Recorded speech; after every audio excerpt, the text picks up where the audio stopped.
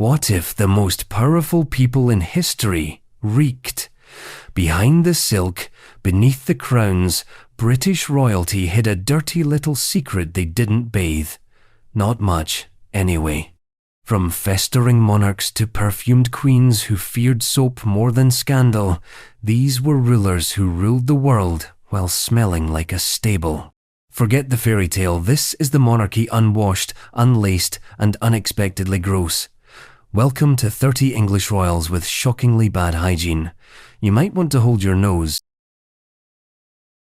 Before we dive nose first into the royal funk, take a second to subscribe if you're into history that smells a little off. And while you're here, drop a comment. Where in the world are you watching from? And what time is it right now? Midnight in Manchester? 3 a.m. in Toronto? Let's see how many of us are wide awake and nose deep in royal grime. King John.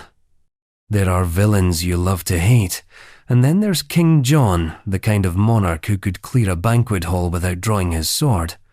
Not because of treachery, though he had plenty of that. Not because of tyranny, though the Magna Carta would beg to differ.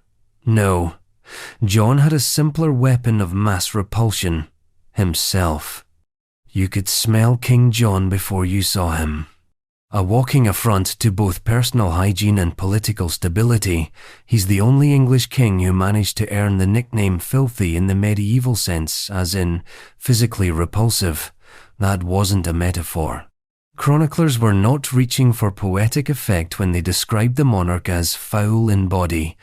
They meant it literally: dirt under the nails, grease on the skin, sweat that no longer belonged to this century. Now, to be fair, 13th century hygiene was never going to win any awards.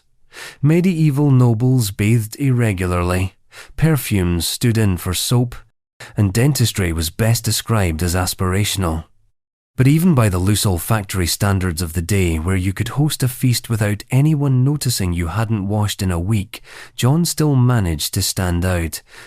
He didn't just avoid bathing. He treated it like an ideological position. This is the same man who, according to some accounts, thought diplomacy was best done shirtless, barefoot, and shrieking. And yet, somehow, his refusal to touch water was more offensive than his foreign policy. Visitors from continental courts found him appalling. Not scandalous, not outrageous, just disgusting. Ambassadors wrote home not with tales of courtly intrigue or majestic splendor, but with detailed complaints about the king's smell. One even implied that being near him too long was hazardous to one's garments. His fingernails were blackened, his teeth rotted to the point of visible decay, and his breath could be categorized as medieval chemical warfare. When his mouth opened, you didn't just wince, you prayed. It didn't help that John was a glutton. He devoured meat by the trenchers, gulped down wine like it owed him money, and seemed constitutionally opposed to vegetables. There are reports of him growing bloated and red-faced in his later years, and since exercise wasn't really his thing unless it involved hunting peasants or storming castles, the combination of poor diet and no hygiene turned his body into an ecosystem of unpleasant smells. And then there's the matter of his legendary paranoia. In his later reign, John grew suspicious of everyone: nobles, clerics, relatives, even his own servants. He locked himself away for days, sometimes weeks, surrounded only by the same stale food, the same sweat-soaked linens, the same filthy robes clinging to his skin. His court was like a crime scene, except the murder weapon was body odor and the victim was dignity. Even the chroniclers who hated him, and there were many, didn't try to excuse his habits as some kind of ascetic humility. They just wrote the truth. He stank. He was slimy. He was sticky to the touch. One monk described him as a man who lived in vice without shame, which could mean a lot of things, but in John's case, probably meant he smelled like a damp stable and didn't care who knew it. But perhaps the most damning detail comes from an unexpected source: his own teeth. By the time he was middle-aged, John's mouth had become a rotting ruin. His dental decay was so advanced that even in an era when blackened stumps passed for molars, his condition was considered notable. This wasn't just neglect, it was defiance. He had access to apothecaries, to herbal remedies, even to basic tooth-scraping instruments used by monks and barbers. But he chose, instead, to rot from the mouth outward. Ironically, this might be the most honest thing about him. A man so reviled, so untrustworthy, so slippery in reputation, and yet his body refused to lie. His breath told the truth. You didn't need a papal bull or a royal decree to know what kind of man you were dealing with. One whiff would do. And in the end, it was fitting that he died as he lived, bloated, sweating, and surrounded by a stench of his own making. Some say he succumbed to dysentery during a military retreat, but others suspect foul play. Either way, it didn't take long for the room to empty. A dead king smells worse than a live one, but in John's case, the difference was barely noticeable. And yet, for all his failings, the betrayals, the cruelty, the smell, John wasn't alone in his refusal to wash. His descendants would take up the unwashed crown with gusto, and the next in line, a king who liked digging ditches, sweating through his royal robes, and showing up to council looking like he'd just wrestled a pig in a thunderstorm. Edward II had ideas. None of them were clean. Edward II. If King John was a monarch marinated in his own filth, Edward II was a man who marched into grime with a kind of bizarre pride, like a prince who mistook the barnyard for a ballroom and never realized he'd made a wrong turn. Edward II didn't just ignore the rituals of royal grooming, he actively rejected them. At a time when kings were expected to present themselves as divine symbols of order, cleanliness, and courtly refinement, Edward seemed determined to prove that a man could wear a crown while looking like he'd just crawled out of a trench, and not metaphorically. Because here's the thing about Edward. He liked labour, manual labour, the kind with sweat, calluses, and grime. He took pleasure in mingling with common workers, ditch diggers, masons, and fishermen, not as a symbolic gesture, but as a lifestyle. He would drop his royal robes, roll up his sleeves, and dive headlong into the mud, dirt, and soot like it was a spa treatment. Except it wasn't fast. There was no hot stone massage. Just a monarch covered in sludge and perfectly fine with it. Contemporary nobles were horrified. The French court, notoriously judgmental on matters of presentation, sent envoys who returned in silent shock. The king, they whispered, was sweating beside peasants, shirtless. And worse, he didn't seem ashamed. He'd just saunter back to his palace, covered in soil and grime, tracking footprints across marble floors, and plop down in his chambers without even attempting to wash. This wasn't some rustic cosplay. It was his routine. And while working up a sweat with your subjects might sound noble in a modern political speech, in medieval England it was more or less the equivalent of showing up to church reeking of pigsty. This wasn't a time when kings were expected to be relatable.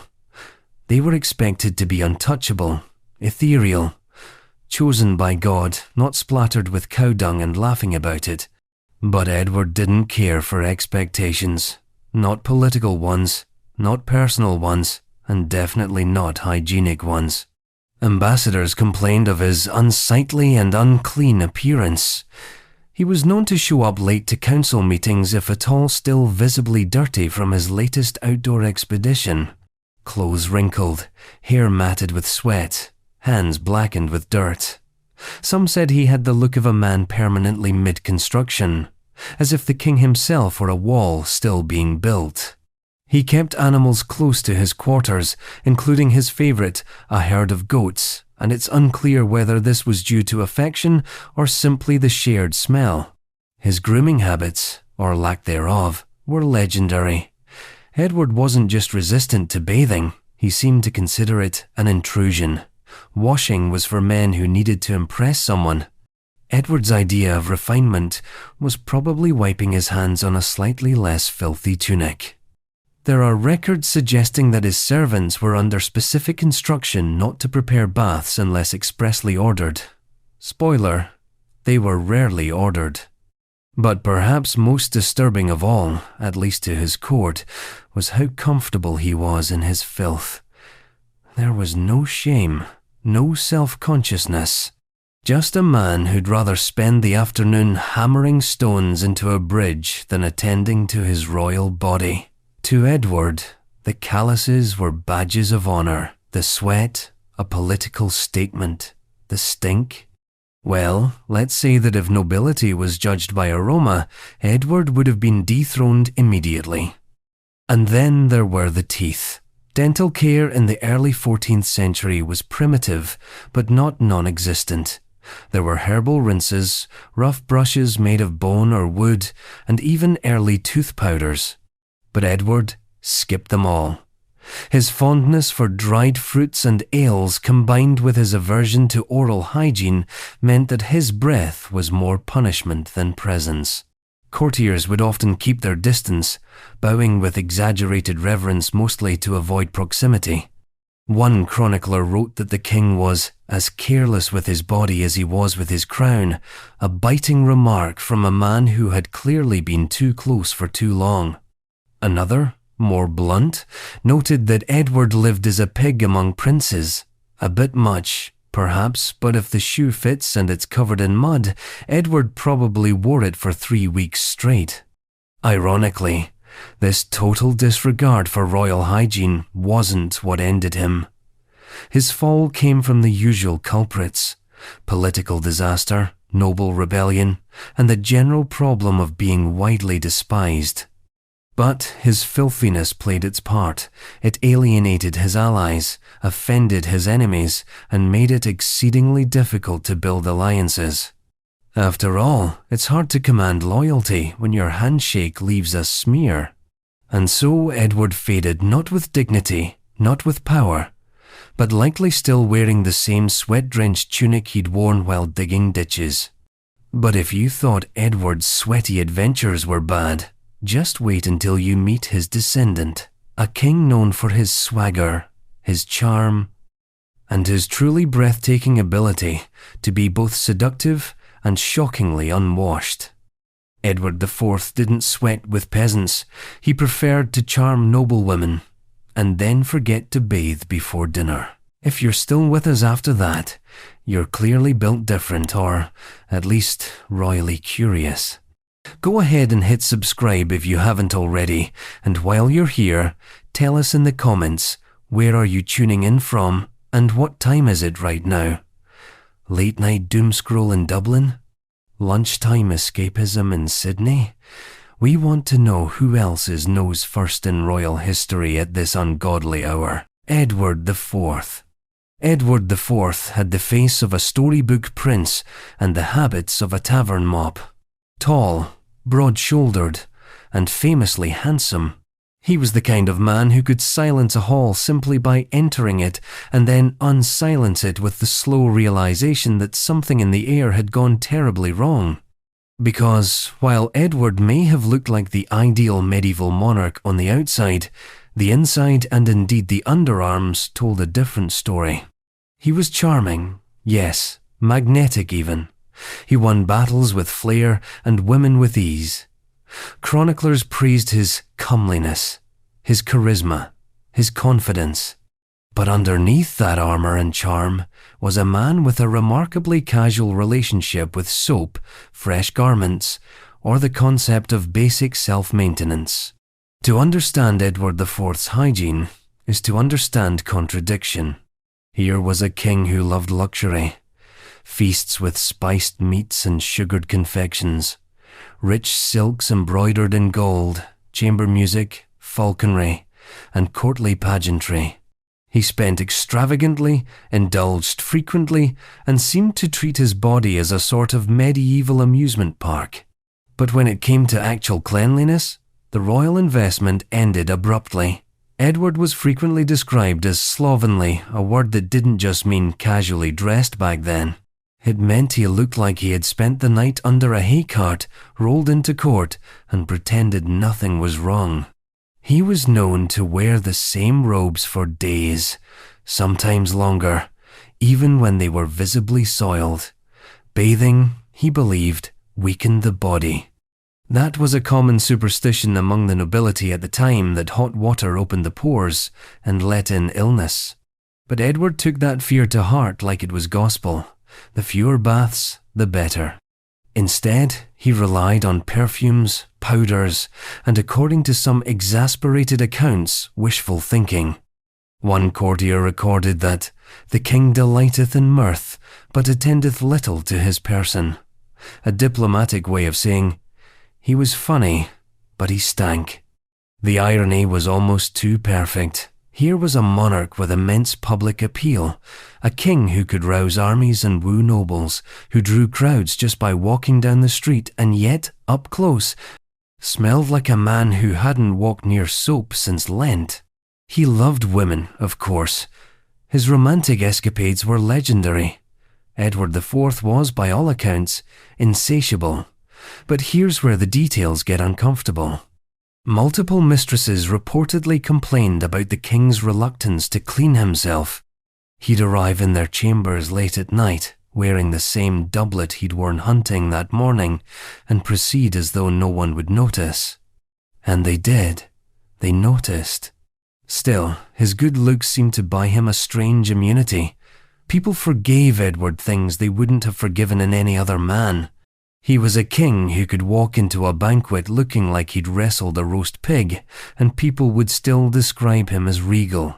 But behind the fanfare, behind the polished shields and velvet banners, there was always the lingering smell of sweat, mead, and months-old fabric. Even in battle, Edward was inconsistent. He was undeniably brave and often led his men directly into the fray, but instead of using military discipline as a reason to improve his hygiene, it became another excuse to avoid it. After all, if you're rolling around in armor, who needs to clean off afterward? Just throw on a new cloak. Or, more accurately, don't. Later in life, the problem worsened. Edward began gaining weight. His active lifestyle gave way to indulgent feasting, and his personal maintenance followed suit. Royal laundresses reportedly begged to dispose of his garments after certain banquets, rather than clean them. Servants developed the quiet art of sidestepping him in corridors. But Edward didn't seem to care, or perhaps he didn't notice. He had grown up in the chaos of the Wars of the Roses, a world of shifting alliances, sudden deaths, and makeshift coronations. Cleanliness was never the priority. Survival was, power was. And now, as king, he seemed to believe he could outcharm reality itself. He almost did. Edward's reign was surprisingly stable for a man whose life looked like a tavern brawl most of the time. People tolerated the smells, the stained clothes, the unwashed hair because the face was pretty, the voice was commanding, and the throne was solid. But history does not preserve odors, it preserves ironies. And the irony of Edward IV is this: the king who looked like a god lived like a stable hand. His reign glittered, but his habits did not. And as his life faded, so did his strength.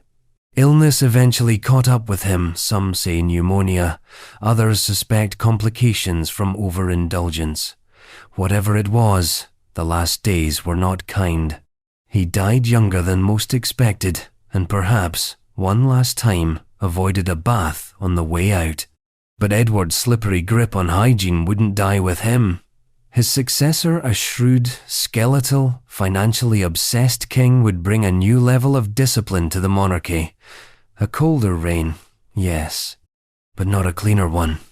Because Henry VII, despite his obsession with order and coin, had a mouth that could kill a conversation from across the throne room. Henry VII. Henry VII was not a man you hugged. Not because he was cruel, though he was, or because he lacked warmth, though he did, but because being within a foot of his mouth was reportedly a once-in-a-lifetime olfactory experience, and not the good kind. The kind that made you question whether your nose had ever truly suffered before. This was a king who built his dynasty from paranoia, silence, and receipts. He counted every coin twice, trusted no one, and viewed public affection the way most people view plagues. But for all his micromanaging and fiscal discipline, there was one area of his life that defied the rules, the books, and the bureaucratic oversight: his own face. More specifically, his teeth. To understand the hygiene of Henry VII is to study absence. Absence of cheer, absence of comfort, and most of all, absence of dental care. In an age when most mouths were health hazards at best and crime scenes at worst, Henry still managed to stand out. Foreign ambassadors mentioned it delicately, the way one might refer to an expired pheasant left under a throne. "The king's manner is grave," one wrote, "and his breath formidable. Diplomatic, yes. But the message was clear. Bring a handkerchief and pray you're upwind." It's not that Henry didn't understand hygiene. He was a methodical man. His court was clean, his financial records immaculate. He imposed order on everything: his nobles, his wardrobe, even the placement of tapestries. But when it came to his body, particularly his mouth, he seemed to ignore the chaos.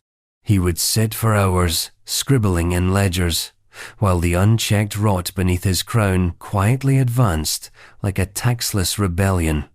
The irony is exquisite. Here was a king who rose from exile to crush a nation of nobles, who reorganized the monarchy with surgeon-like precision, and who personally reviewed accounting ledgers for stolen bedsheets, and yet never managed to discover the benefits of rinsing. This wasn't mere medieval neglect.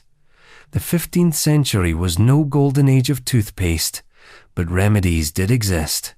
There were rinses of sage and vinegar, pastes of crushed mint and salt, and even tooth-scraping implements made of silver and bone. But Henry, the man who never met a tax he didn't like, apparently saw dental care as an optional luxury, which is deeply ironic, considering he invented half a dozen new taxes and still wouldn't spend a penny on his gums. His courtiers noticed. They always notice. There's no escaping a monarch's proximity. Imagine leaning in to present a scroll and realizing you'd rather be thrown in the stocks than take another breath. Diplomats began strategizing their meetings around wind direction and conversational geometry. Angling slightly sideways became a survival tactic. And yet, Henry wasn't a slob. He wore crisp robes, polished rings, and meticulously folded linens. He was presentable, even elegant in a skeletal, slightly haunted way, but the mouth ruined it. It always did. There's something brutally democratic about breath no title can outclass a stench. His personal physicians didn't press the issue, not openly. Henry was not a man you corrected. He ruled through suspicion. He carried lists of names, people to monitor, to tax, to quietly ruin. Suggesting he brushed twice a day might have landed a man in debtor's prison. And so the silence lingered, as did the smell. But the mouth was only the beginning. Henry wasn't fond of bathing either. He bathed when necessary: ceremonial occasions, diplomatic visits, high feast days. But the in-between? Sparse. He preferred sponge baths, performed by servants with bowls of lukewarm water, in private. Water was feared in excess. It could weaken the body, invite disease, stir the humors in dangerous ways. So instead of full immersions, he opted for token gestures: a dab here, a cloth there. Scented oils and powders were employed, not to cleanse, but to mask, to distract, to hide what was never cleaned in the first place. And always the teeth. He'd smile rarely, but when he did, the room remembered. Even his portrait, stiff, cold, and cautious, seemed to hint at the problem. A tight mouth, unsmiling, lips pursed in a way that suggests either disapproval or damage control. You won't find a painting of Henry VII mid-laugh, probably for the best. Still, he got results. His rule was effective. He rebuilt the monarchy from the wreckage of civil war, filled the royal treasury to bursting, and laid the foundations for an infamous son. But he never managed to conquer himself. His body remained a quiet rebellion, one he never taxed, never tamed, and never cleaned properly. And that infamous son? He had more soap, more servants, more ointments, doctors, and advisors. But the cleanliness didn't stick, because Henry VIII didn't smell like neglect. He smelled like infection. Henry VIII is remembered for many things: 6 wives, 2 excommunications, the birth of the Church of England, and a temper that could take off a nobleman's head before breakfast. But there's one part of his legacy that history books politely sidestep: the king's profoundly unpleasant aroma. This was not the romantic courtly figure we see in paintings, the robust Tudor lion in a feathered hat and jewelled doublet, gazing sternly into the middle distance. That's propaganda. Real Henry, especially in his later years, was not a feast for the senses. He was a warning label. And the most tragic part? He had every tool to be clean. Wealth, physicians, apothecaries, herbs imported from Italy, attendants ready with silk towels and perfumed oils. Yet he consistently managed to smell like a man who thought washing was a French conspiracy. By the end of his reign, he had become a paradox in motion, obsessed with his image, indifferent to the reality it concealed. In his youth, he was athletic and dazzling tall, charismatic, fluent in multiple languages, musically gifted. But even then, Henry's court noted his aversion to regular bathing. He'd sweat through tournaments, feasts, and chase scenes through Hampton Court, and then retire to his chambers not for a bath, but for a change of shirt. Clean garments, yes. Clean skin, debatable. Bathing, to Henry, was ritual, not hygiene. He had ornate wooden tubs filled with warm water and lined with cloth to keep him comfortable, but they were reserved for grand occasions or when he wanted to make a show of relaxation. Routine cleaning was not his style. His body was maintained like a piece of military hardware, polished on the outside, rusting underneath. The real trouble began later in life, when everything about Henry expanded his waistline, his ego, his paranoia, and his personal upkeep became increasingly optional. He became what polite historians refer to as corpulent, and less polite courtiers whispered about as monstrous. But size wasn't the issue. The issue was that he did not scale his hygiene with his body. In the final years of his reign, Henry wore heavily padded garments to conceal his bulk. These thick layers trapped heat, sweat, and whatever else his body was producing. His clothes functioned less as fashion and more as insulation against cold weather, against political enemies, and unfortunately, against airflow. Accounts from foreign visitors began to shift. Instead of praising his regal bearing or golden court, they noted his presence in a room. Not metaphorically, they meant scent. There were reports of aides opening windows discreetly before meetings, even in winter. Courtiers developed the skill of breathing without inhaling a sort of diplomatic survival technique. And let's not ignore the irony. This was a king obsessed with appearance. He demanded perfect tapestries, commissioned elaborate portraits, and instituted dress codes at court. Yet the man beneath the ermine trim increasingly resembled an overripe fruit, glossy on the surface, deeply unfortunate inside. Henry's hygiene failures weren't limited to odour. He rarely cleaned his hands unless preparing for religious ceremony or receiving high-ranking guests. His fingernails, thick and poorly trimmed, left small scratches on scrolls he handled, like signatures of neglect. Meals were eaten by hand. Pies torn, meats gripped, sauces dripping down onto rings so valuable they could fund a minor rebellion. But instead of cleaning up afterward, Henry often wiped his hands on whatever cloth was nearest, which sometimes meant the royal tablecloth. And then there was his mouth. Henry had a legendary sweet tooth. Candied fruits, marzipan, sugared almonds, and flagons of spiced wine consumed daily and in quantities that would make a dentist weep. And while the Tudor court possessed primitive toothbrushes, usually sticks of aromatic wood or cloth wrapped around a finger, it's unclear if Henry used them consistently.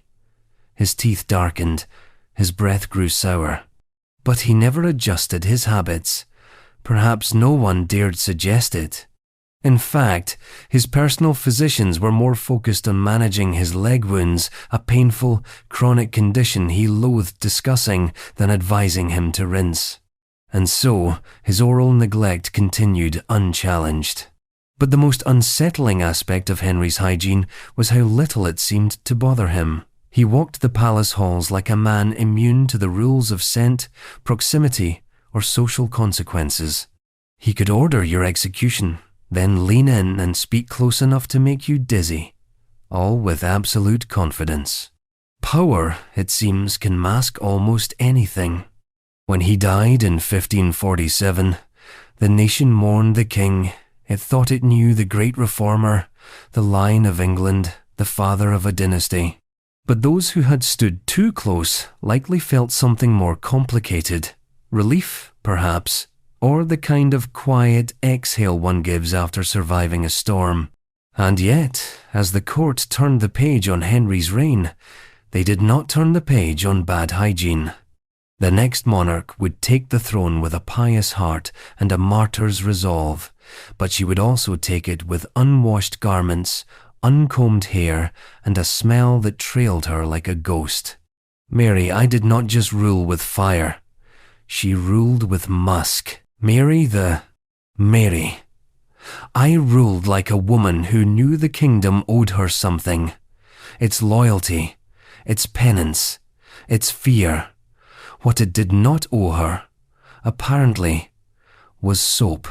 She entered the world as the long-suffering daughter of Henry VIII and Catherine of Aragon, neglected, humiliated, and politically sidelined for most of her life. When she finally took the throne in 1553, she didn't just rule England, she judged it. The court, the nobles, the Protestants, the servants, all under scrutiny. But there was one subject she didn't scrutinize nearly enough, herself. And not in a metaphorical, introspective sense. We're talking literally her body, her grooming, her laundry, all of it. Mary Tudor was not a woman for vanity. She wore grief like a second skin and austerity like a badge. Her wardrobe was severe, her expressions dour, and her household rigidly controlled. But buried beneath that cold dignity was a far less majestic truth. Mary avoided bathing to the point of concern. Reports from her own ladies-in-waiting paint the picture delicately, as courtiers always do. They speak of her modesty and her chaste routine. What they mean is this: the Queen rarely washed. She wore the same undergarments for days, sometimes weeks, and seemed unfazed by the accumulation of body odor, dirt, and hair left unattended. This wasn't merely personal preference, it was a worldview. Mary had grown up deeply Catholic, surrounded by a culture that equated cleanliness with vanity and vanity with sin. The body, in her theology, was not to be pampered, it was to be endured. To indulge in perfume or excessive bathing was to flirt with pride. So she didn't flirt, she resisted. With grim, humid determination. One Spanish diplomat who had once championed her cause at court later confided that Mary's presence was difficult. Another remarked that her chambers were quiet but oppressive. which could easily have referred to both the atmosphere and the air quality. The Queen's ladies reportedly burned candles constantly, not just for piety, but to help counteract the smell that lingered in her rooms. There were attempts, cautious ones, to improve the situation. Physicians recommended herbal baths. Lavender sachets were placed in her closets. But Mary was resolute.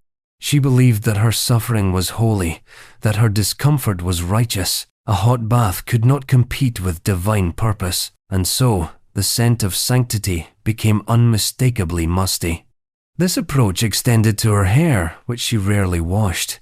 In an era without dry shampoo or salon scheduling, this led to the predictable buildup of oils and debris.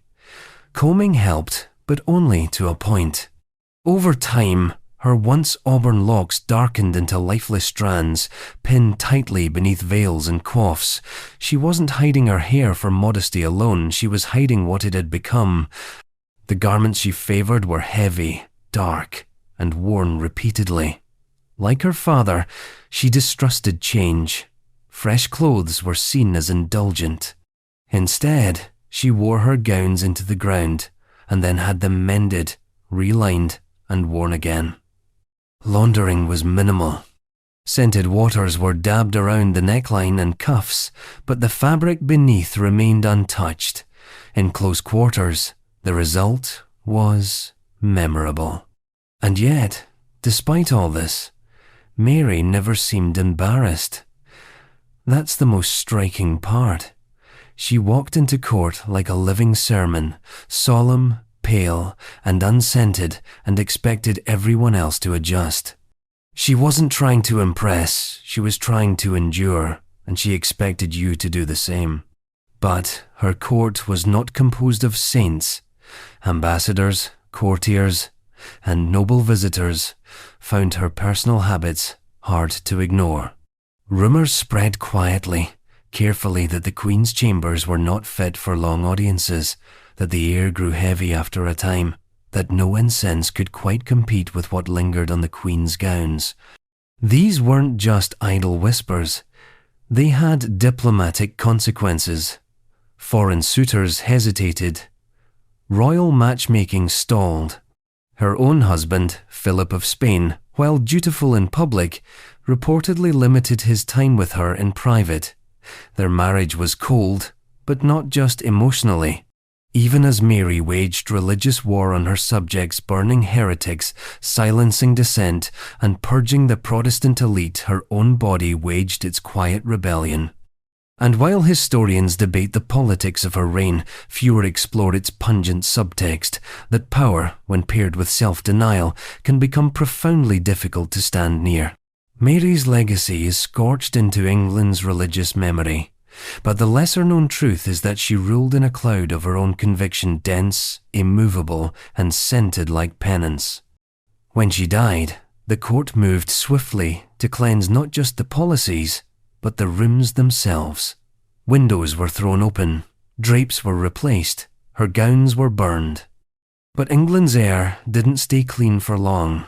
Her successor, Elizabeth I, was radiant, commanding, and cunning.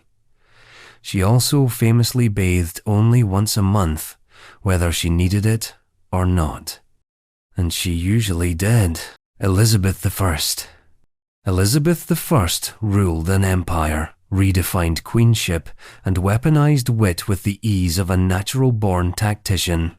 She was brilliant, theatrical, calculating, a monarch who understood the value of spectacle and the illusion of control. But behind the glorious tapestries, the powdered face, and the orchestration of an entire cult of personality, was a woman who bathed once a month, allegedly, and only whether she needed it or not.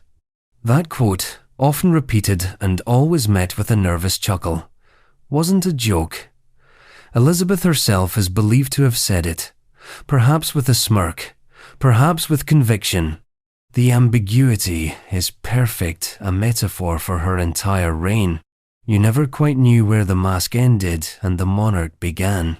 But even the most carefully constructed persona couldn't completely smother the scent of stubborn habits. Elizabeth's approach to hygiene wasn't unusual for the time, which is exactly the problem. For someone so ahead of her era in politics, propaganda, and survival, she remained decidedly behind when it came to personal upkeep. She was, in many ways, still her father's daughter, elaborate on the outside, unwashed underneath. The Virgin Queen curated every inch of her image.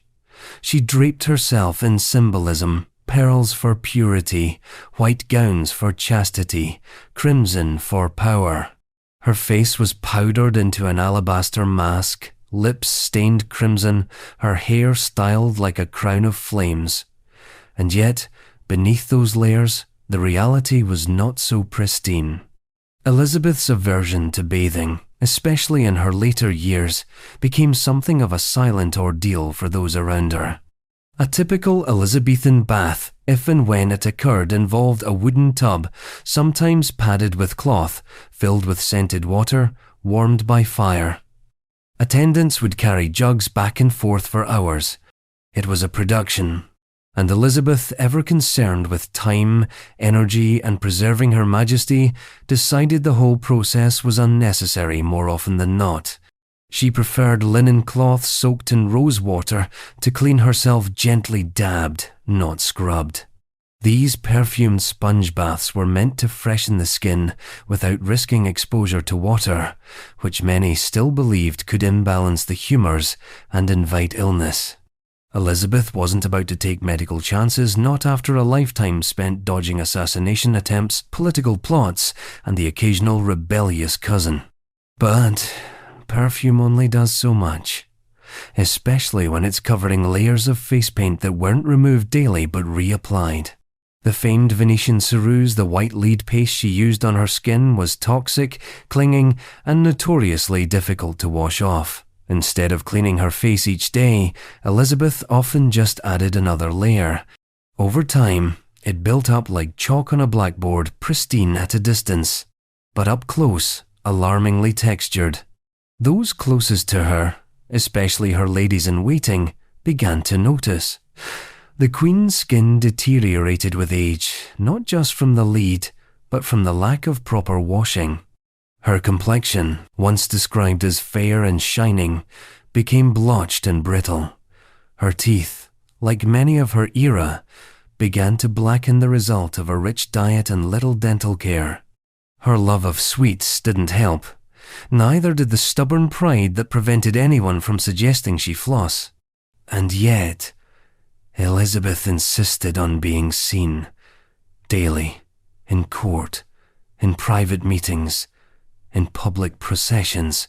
She appeared before her subjects with theatrical grandeur, arms outstretched, hair shining with saffron, and pearls projecting divinity, even as her physical condition quietly decayed.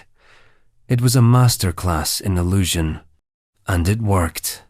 To most, she was immortal, a goddess, glorious, but to those within close orbit, she was something more human and more difficult to ignore. Her gowns, rich and resplendent, were rarely washed. Instead, they were brushed down, dusted with powder, and aired out. Embroidery doesn't clean easily. Neither does velvet soaked with rose water and 3 weeks of royal wear. Her attendants were discreet. They had to be. You didn't survive in Elizabeth's court by commenting on the Queen's smell. You survived by keeping your nose down literally and politically. And still, she ruled. She held onto the throne with a grip that defied nature. While others rotted, she glittered. While noblemen decayed, she dazzled. She outlived them, outmaneuvered them, and outperformed them. But behind the white mask and the embroidered gloves was a monarch stubbornly stuck in her ways, a walking contradiction who used her own decay as a tool of statecraft. A queen who could dazzle a nation, but couldn't be bothered to bathe more than 12 times a year. When Elizabeth died, England trembled not just at the loss of a monarch, but at the loss of an era that had been stitched together by charisma, terror, and very strong perfume. And then, in her place, came a man who had all the royal presence of a cold stew. James I. King, whose smell could make Elizabeth's chambermaids nostalgic. A man whose fingernails had never met a blade they liked. A scholar, a drinker, and quite possibly the only monarch who made the concept of hand-washing feel controversial. James I. James I entered England like a nervous uncle crashing a royal masquerade, underdressed, over-familiar, and followed by a smell that seemed both curious and curiously persistent. He was the first of the Stuarts to sit on the English throne, and what he brought with him from Scotland was more than a crown and a peculiar accent. He brought a personal philosophy that could best be described as radically indifferent to hygiene. Where Elizabeth I ruled with artifice, ritual, and a powdered veil of spectacle, James ruled with ink-stained fingers, greasy doublets, and a smell that once prompted a French ambassador to shorten his visit allegedly for health reasons. Born in 1566, James had endured a troubled, suspicious upbringing. His mother, Mary, Queen of Scots, was deposed when he was just a baby. He spent most of his youth surrounded by austere Calvinist tutors, border tensions, and Scottish chill. Perhaps it was that Protestant severity that shaped his relationship with cleanliness, which is to say, he didn't have one. James was a thinker, a writer, a theological debater and obsessive pamphlet drafter. He believed himself to be divinely chosen and intellectually unmatchable. But despite all that cerebral elegance, his body told another story, one of stubborn filth and neglected grooming. His court quickly learned that the new king's version of royal grace included a dishevelled appearance, chronically untrimmed fingernails, and a body that radiated the distinctive musk of a man who believed soap was for cowards. Accounts from his own courtiers are both diplomatic and damning. One famously described him as unkempt in body and careless in appearance, which translated into less forgiving terms meant the king looked and smelled like he'd just lost a fistfight with a chimney. It wasn't that James was too busy to bathe, he simply refused to do so. Bathing, he declared, was dangerous to the health. Water, he believed, could infiltrate the body through the pores and weaken the constitution, and so he avoided it entirely. He preferred dry cloths, layers of heavy garments, and, in colder seasons, the comfort of natural body heat trapped neatly beneath several weeks' worth of unwashed fabric. The results were predictable. Visitors described his odor as strong, persistent, and in one especially brave letter, defensive. James did not walk into a room. He arrived in it, surrounded by a cloud of academic musings, tobacco smoke, and whatever had been fermenting in his sleeves. Tobacco was one of his few true indulgences, and he smoked constantly, even while railing publicly against the practice. He wrote an entire treatise titled A Counterblast to Tobacco, decrying its filth and foolishness, all while reeking of the very habit he condemned. He saw the act as uncivilized, but the taste as tolerable, a contradiction that defined much of his reign. And, conveniently, the smell of smoke helped mask more organic aromas. Then there were his fingernails, a subject so specific and so universally noted by foreign dignitaries that it practically became part of his diplomatic resume. James never trimmed them. He grew them long, yellowed, and ragged, fidgeting with them constantly during conversations. They were, he claimed, his natural quill's tools for thought. While others inked parchment, James scratched his scalp with the sharp edge of an index finger. A show of intellect, a showcase of grime. It's hard to overstate how out of place he looked in the glittering English court. Elizabeth had maintained a regime of control and illusion. Her court smelled of incense and powder. James's smelled of sweat, smoke, and old books. Gone were the choreographed pageants, replaced by half-drunken lectures on divine right and a monarch who greeted visiting ambassadors with garlic on his breath and yesterday's robe still hanging from his shoulders. And yet, he was not entirely unpopular.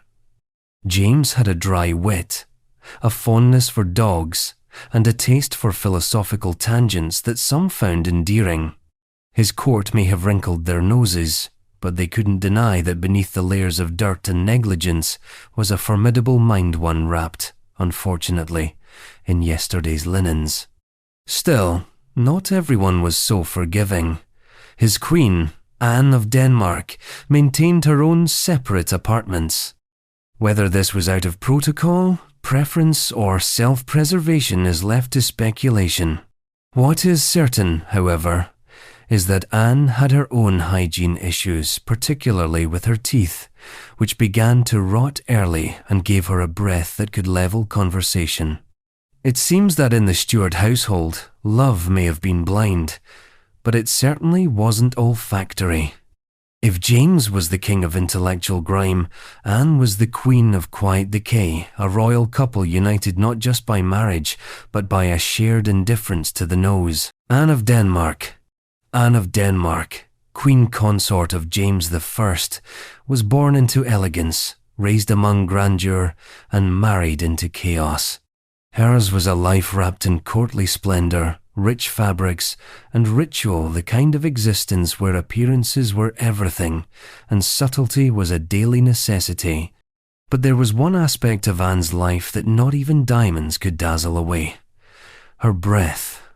From all outward signs, Anne was the consummate royal consort. She knew how to pose, how to glide, how to smile in a way that suggested grace without revealing too much. Her portraits depict her as the ideal Renaissance queen, poised, distant, luminous. But behind the painted lips and stiff ruffs was a chronic dental problem so severe that foreign diplomats made polite excuses to stand farther back than was customary. Anne's teeth began to rot early in life, likely due to a combination of genetic predisposition, poor dental hygiene, and a courtly diet heavy in sugar and exotic indulgence for the elite, and a death sentence for anyone's molars. Unlike her husband, who actively rejected cleanliness as a matter of personal doctrine, Anne's decline was subtler. She maintained the look of royalty, the elaborate gowns, the intricate hairstyles, the carefully arranged posture. But the mouth was another matter entirely. Records suggest that by her 30s, Anne's teeth were visibly deteriorating. Discoloration, decay, and the unmistakable scent of untreated dental disease began to creep into her interactions. In an age without modern dentistry, this wasn't entirely unusual. What set Anne apart was the degree of neglect and the unwillingness or inability to mask it effectively. She attempted the usual remedies of the time. Herbs, like mint and sage, were chewed or steeped to make rinses. Honey was mixed with vinegar in the hope of freshening breath. Even crushed pearls, yes, actual pearls, were occasionally rubbed on the teeth in a vain effort to polish away the decay. But these treatments were largely symbolic. They soothed the royal conscience more than the royal gums. The true toll was social. Anne's court became known not just for its opulence, but for its evasive choreography. Courtiers developed subtle tricks to avoid standing directly in her line of breath. Fan positions were adjusted. Seating arrangements were quietly rebalanced. The Queen was treated with the utmost respect, but always from a strategic distance. Her closest ladies-in-waiting, bound by duty and decorum, suffered in silence. It was a daily test of loyalty, to nod graciously while inhaling as little as possible. Whispered jokes circulated behind velvet curtains, but they never reached Anne's ears. One didn't laugh at the Queen, one simply learned to breathe differently. And yet, Anne herself seemed either unaware or unbothered by the problem. Her attention remained fixed on the theatre of monarchy. She was a patron of the arts, commissioning masks, paintings, and architecture that reflected her vision of nobility. She immersed herself in pageantry and aesthetics, a world where beauty could be composed, arranged, and perfected. But some things could not be staged. As her condition worsened, Anne withdrew more from public life. Her correspondence thinned. Her presence at court events became more selective. Illness played a role. She suffered from a variety of health issues in her later years, but her physical state, particularly her mouth, seemed to cast a long shadow over her remaining social appearances. Foreign ambassadors noticed. One Danish envoy, who had once praised Anne as radiant and splendid, wrote in a later dispatch that her health had faded visibly and her countenance was diminished. Carefully chosen words. Royal code for, she looked fine until she opened her mouth. And yet, James I, grimy, eccentric, and blunt, remained oddly attached to her. Their marriage was not a passionate one, but there was a sense of shared weariness between them. They understood each other in a way that didn't require close contact, or, perhaps, made close contact deliberately avoidable. When Anne died in 1619, at the relatively young age of 44, the court mourned her with all the proper rituals. Bells rang, black cloth was draped, and eulogies were delivered with practiced sorrow. But behind the pageantry, her legacy was quietly complicated, remembered not just for her contributions to the arts or her diplomatic poise, but for the small, constant detail that followed her everywhere she went. Anne had all the trappings of royal grace, but none of the breadth to match. Her husband's successor, their son Charles I, would carry himself with far more refinement, sharp clothes, a clean beard, and a serious face that rarely cracked a smile. But did he bathe? Let's just say the Stuart family resemblance wasn't purely genetic. Charles I is often remembered as the tragic king. Refined, soft-spoken, slightly aloof, and destined for the chopping block. But before the executioner's axe, before the Civil War, and before the endless portraits of a forlorn man looking wistfully into the distance, Charles was something far less poetic, a man with a strained relationship to cleanliness. Not as brazenly filthy as his father James I, and certainly more composed than his mother Anne of Denmark, but still, in his own soft-spoken, silk-wrapped way, quietly rancid. To look at him was to be misled. Charles had an immaculate sense of fashion. His clothes were always sharp, tailored, and meticulously coordinated. He preferred black and white with subtle accents, restrained elegance, never flashy. He presented himself as the image of majesty, stately, composed, untouchable. His beard was trimmed with monastic care. His posture was upright, almost theatrical in its poise. To the untrained eye, he appeared cleaner than virtue itself. But appearances, as ever in royal circles, were only skin deep. And even the best skin, when left unwashed, eventually reveals the truth. Charles came of age in a court that still whispered about his father's stench and his mother's breath. He seemed determined to correct for both. He cultivated silence, grace, and solemnity. But not hygiene. Not really. He bathed irregularly, like most nobles of the time, and often wore the same undergarments for days if not longer beneath his ornate outerwear. While he was more cautious than James I, and more self-aware than Anne, Charles still fell squarely within the Stuart tradition of royal self-neglect. It was a quieter kind of uncleanliness. He didn't smell like mud or pipe smoke. He smelled like expensive fabric worn too long in a closed room, like lace that had absorbed one too many royal sighs. His body odor wasn't weaponized like Henry VIII's or King John's. It was subtle, creeping, and melancholic, like an old library with one window that never opens. Eyewitnesses from court noted that Charles would often retreat to his private chambers for hours at a time, only to re-emerge wearing the same doublet, slightly wrinkled and oddly musty.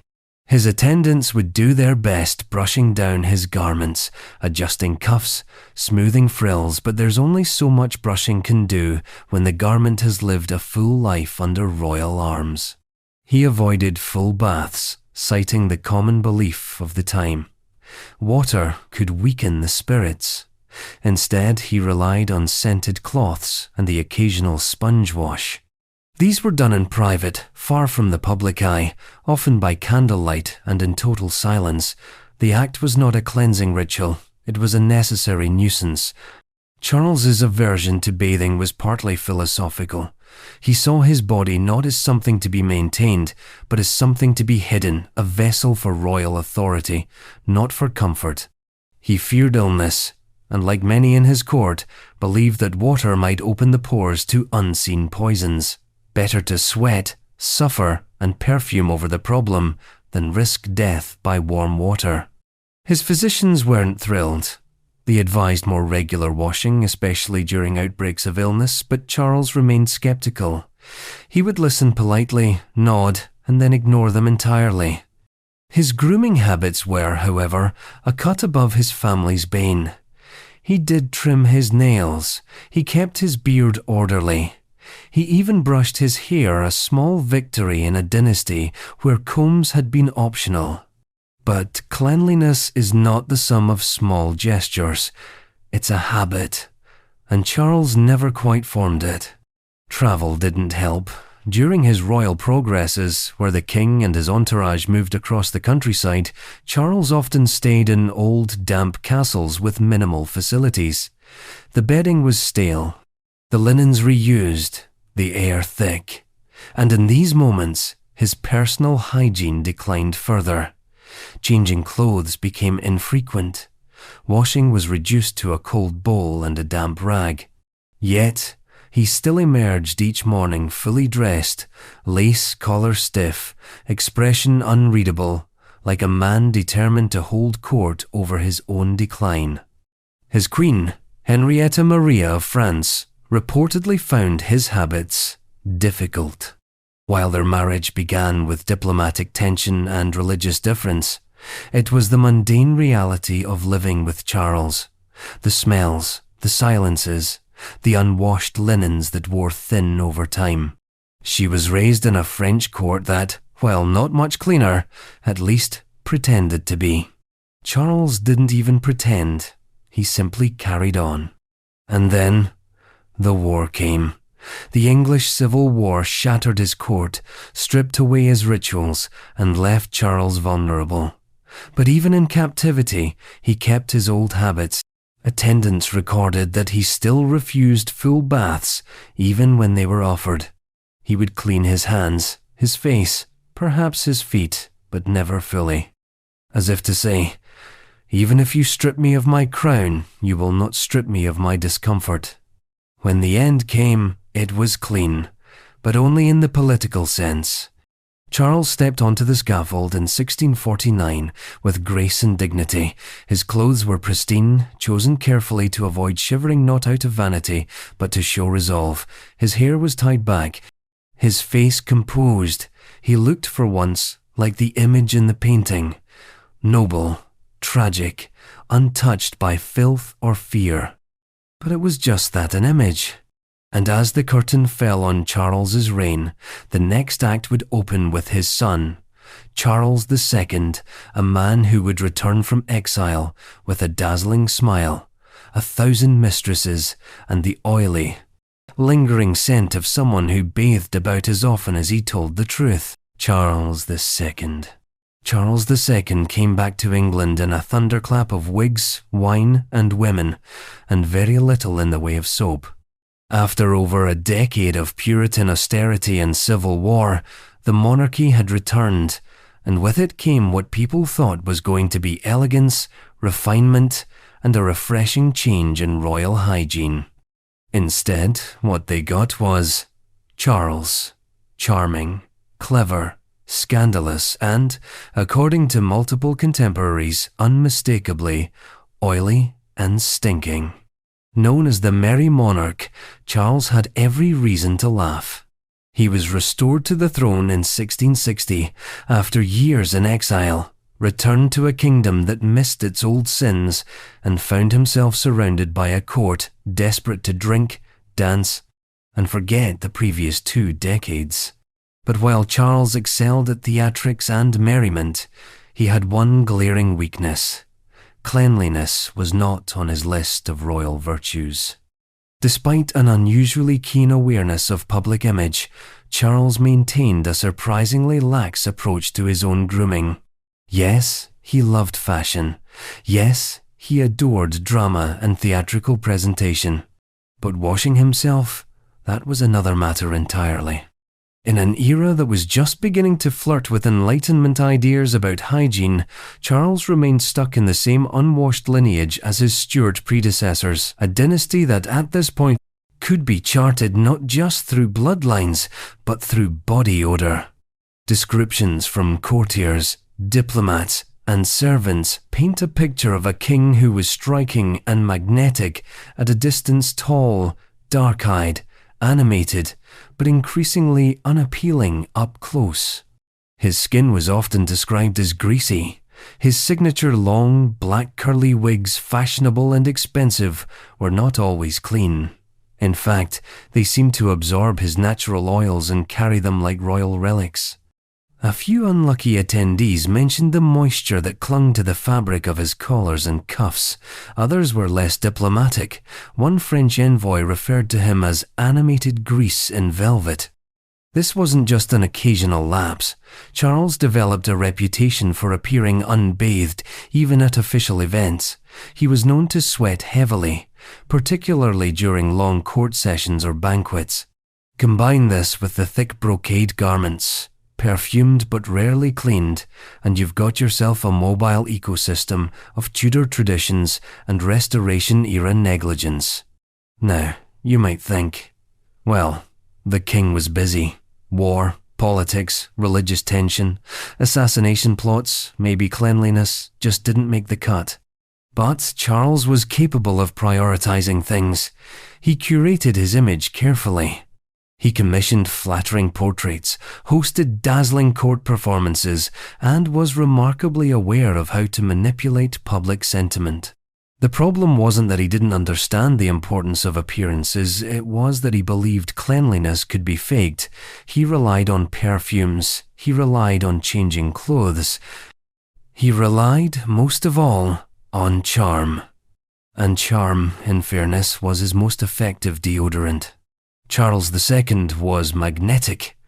People wanted to be near him, even when they didn't want to breathe near him. He had a quick wit, an easy manner, and a sense of timing that bordered on theatrical genius. He could insult you in a way that made you laugh and flatter you in a way that made you suspicious.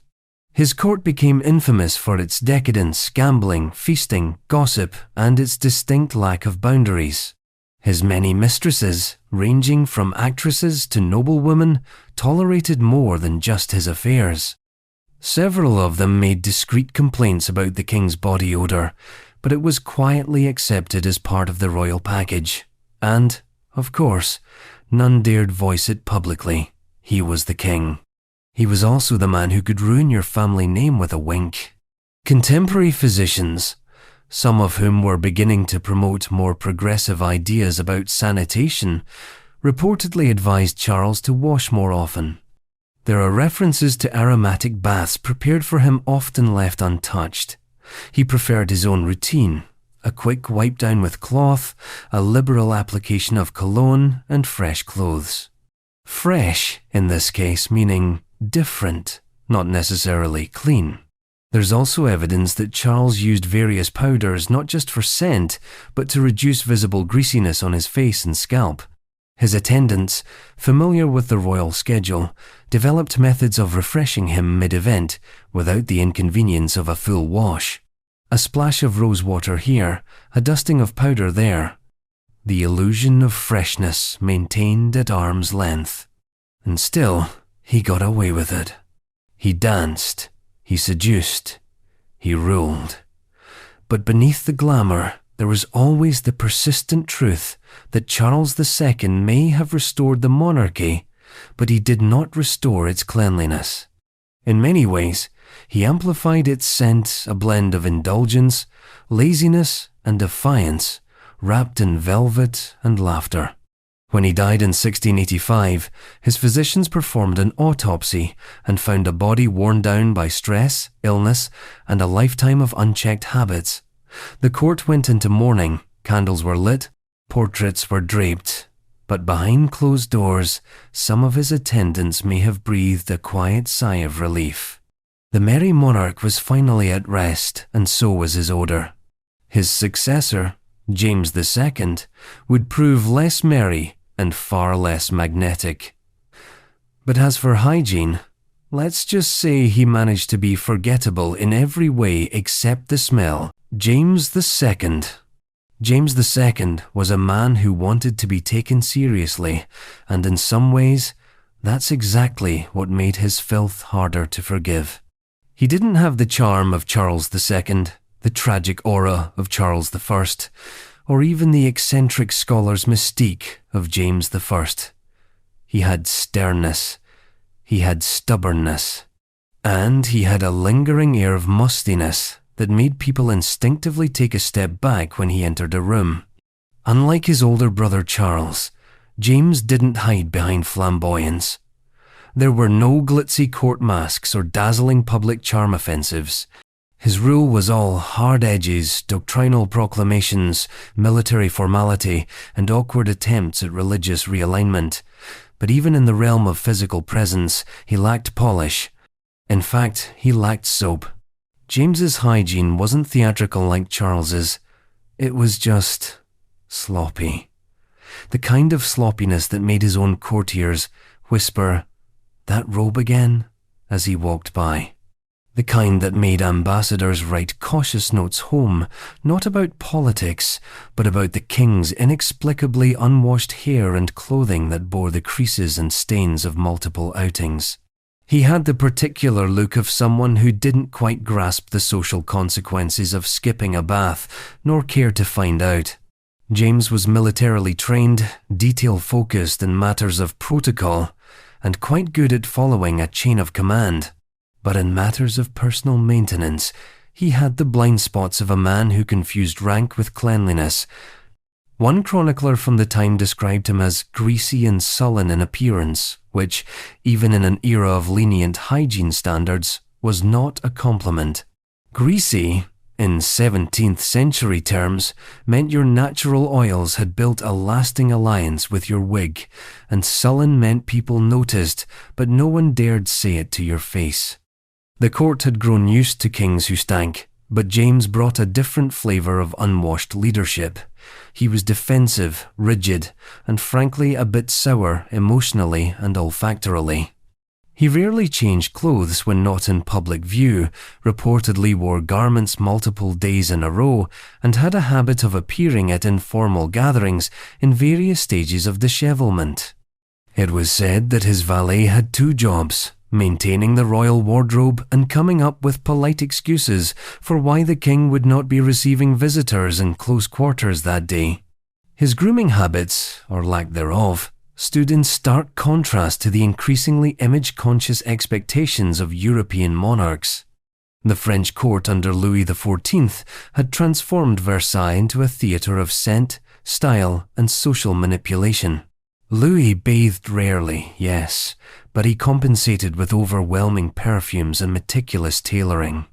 James, by comparison, smelled more like someone who meant to wash and never got around to it every day, for years.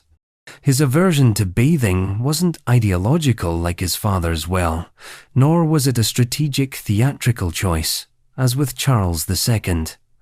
It was simpler. James didn't care. He found cleanliness time-consuming and unnecessary. His advisors urged him to adopt better grooming habits, especially when dealing with foreign envoys. He nodded and ignored them.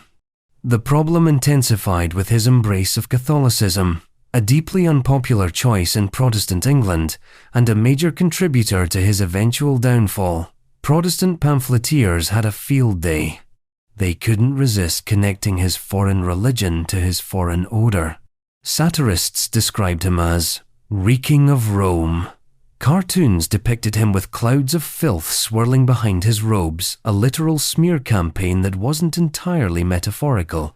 Even among supporters, the consensus was that James's appearance undermined his credibility. You can preach divine right all you want, but if your shirt collar is stained and your hair looks like it slept standing up, people notice. They don't always listen. In his personal quarters, the scent of damp fabric and stale air reportedly clung to the curtains. He rarely ordered full cleanings of his chambers, and servants were often reluctant to speak openly about it. One foreign diplomat remarked in a confidential letter that the king's private rooms had the ambience of a monastery left to neglect. His wife, Mary of Modena, was a polished and graceful presence, elegant in the French style, attentive to etiquette. Her proximity only made his slovenliness more noticeable. At state functions, the contrast between them became a running theme among courtiers. One, gliding, scented, and poised.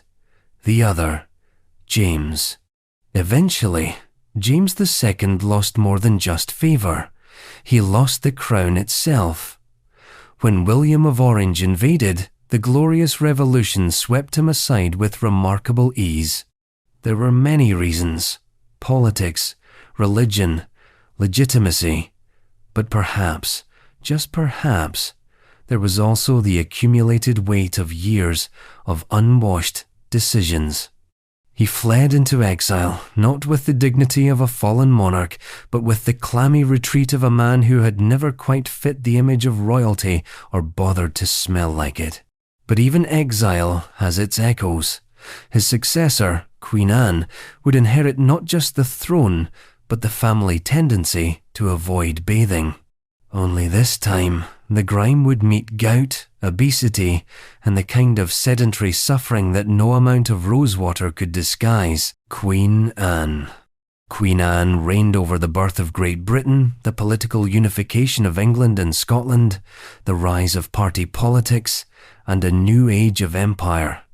But behind the grandeur of treaties and titles, she also reigned over something less frequently discussed: a deeply unpleasant personal atmosphere. Anne was a monarch of contrasts. She was both powerful and perpetually ailing, both queenly and crushingly insecure, and both surrounded by attendants, and somehow always alone. But perhaps her most persistent contradiction was the one between her stately court image and the private reality of a woman battling chronic illness, painful obesity, and hygiene practices that would have made a medieval monk flinch. Let's begin with the body. Anne suffered from a long list of medical issues, many of which were visible and olfactory by the time she took the throne in 1702. She experienced at least 17 pregnancies, most ending in miscarriage, stillbirth, or infant death. These repeated traumas left her physically weakened and emotionally devastated. By her early 40s, she was morbidly obese, suffering from advanced gout, and largely immobile. The once active daughter of James II had become a monarch who could barely walk unaided and often had to be carried to meetings, church services, and council sessions. Bathing in that condition was more than difficult, it was nearly impossible. Traditional tubs were small, awkward, and required lifting in and out by servants. Anne avoided them entirely. There is no record of her taking full baths with any regularity after the first few years of her reign. Instead, she relied on sponge baths, light dabs with perfumed cloths administered by her ladies-in-waiting, often without much success. Her body, suffering from both inflammation and fluid retention, began to emit what was politely referred to as a sour odour. Contemporary sources are hesitant, but consistent. One courtier referred to the Queen as having a lingering fragrance not unlike the kitchens, which, given the lack of refrigeration in the early 1700s, was not meant kindly. Another wrote in a letter to his cousin that the Queen's presence in a room could be sensed before it was seen, and not due to her reputation. Anne's chambers were said to be heavy with heat and scent. Her preference for thick curtains, upholstered furniture, and heavy woolen gowns created an environment where air rarely moved. Add to that her sedentary lifestyle and limited personal hygiene, and the result was a court that tiptoed, literally and diplomatically, around the issue. Her ladies-in-waiting, particularly those in her personal bedchamber, bore the brunt of it. These women, high-born, carefully selected, and politically connected, were often tasked with helping the Queen change clothes, apply perfume, and conduct her daily sponge routines. None ever spoke openly about the conditions, but diary entries suggest a near-religious application of lavender water, scented sachets, and citrus oils. One lady recorded that the Queen prefers orange blossoms about her person, which can be interpreted either as a fashion note or a survival strategy. Anne's clothes added another layer of discomfort for both her and her court. She favoured dense fabrics with elaborate embroidery, long trains, and multiple underlayers. These outfits were beautiful, ceremonial, and heavy. But under all that velvet and satin was skin that rarely breathed, and garments that, despite being brushed and spritzed, were not regularly washed. The technology to clean these elaborate pieces without ruining them simply didn't exist, so they were worn over and over and stored between uses in closets perfumed more out of necessity than luxury. Then came the physical symptoms. Anne's gout caused constant swelling in her legs and feet. Her joints were inflamed and painful to the touch. Walking became excruciating. Standing was nearly impossible. The skin on her legs, according to private notes from her physician, often became discolored and warm, a polite euphemism for infection or poor circulation. This condition only worsened her overall scent.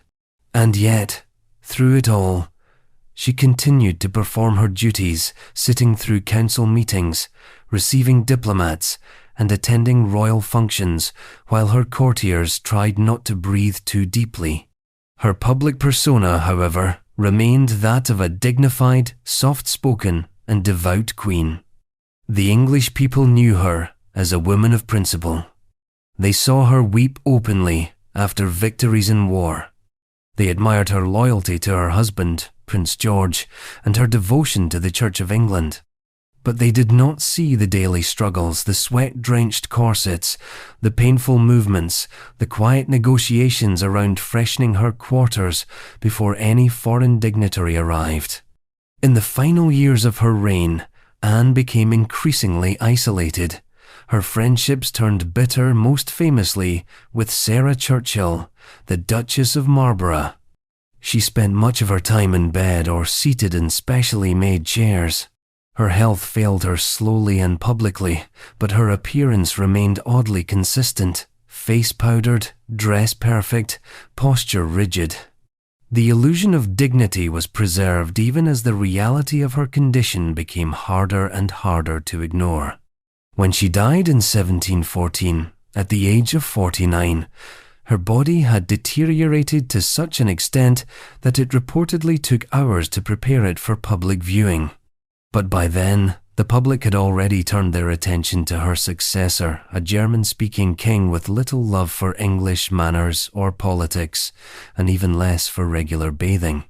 Because if you thought the Stuarts had poor hygiene, just wait until the Hanoverians arrived. Starting with George I, a king whose wigs were rarely cleaned, and whose scent was said to linger in the halls long after he had left them. When George I stepped off the boat from Hanover in 1714, England received its new king with all the enthusiasm of someone greeting a distant cousin they've only heard about through awkward letters, stiffly, warily, and with a polite smile that barely masked the cultural discomfort. And George, to his credit, met this lukewarm reception by immediately making himself even less appealing. Not with tyranny, not with scandal, but with odor. You see, George, I wasn't evil. He wasn't even particularly eccentric by royal standards. He was simply underwashed. And not in the rugged, muddy, sword-swinging way of his medieval predecessors, but in the slow, stale accumulation of someone who never quite grasped or cared about the concept of changing his clothes before they began changing themselves. From the beginning, the English court noticed something was off, or rather, something was on him. That something was a combination of sweat, wig powder, aged wool, and an old-world attitude toward hygiene that hadn't quite caught up with Enlightenment sensibilities. It wasn't that George had one single glaring flaw. It was that everything about him carried the faint, unmistakable must of a man who viewed washing as a theoretical concept. Let's start with his wigs.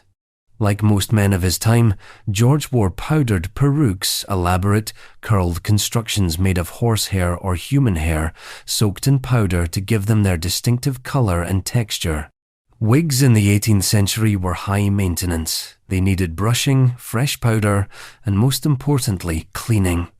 George opted out of the last part. According to multiple accounts, he wore his wigs for days at a time, often sweating beneath them during long meetings or royal ceremonies, without replacing or cleaning them properly. His attendants attempted to mask the odour with stronger powders, crushed lavender, clove, orris root, but these only temporarily delayed the inevitable.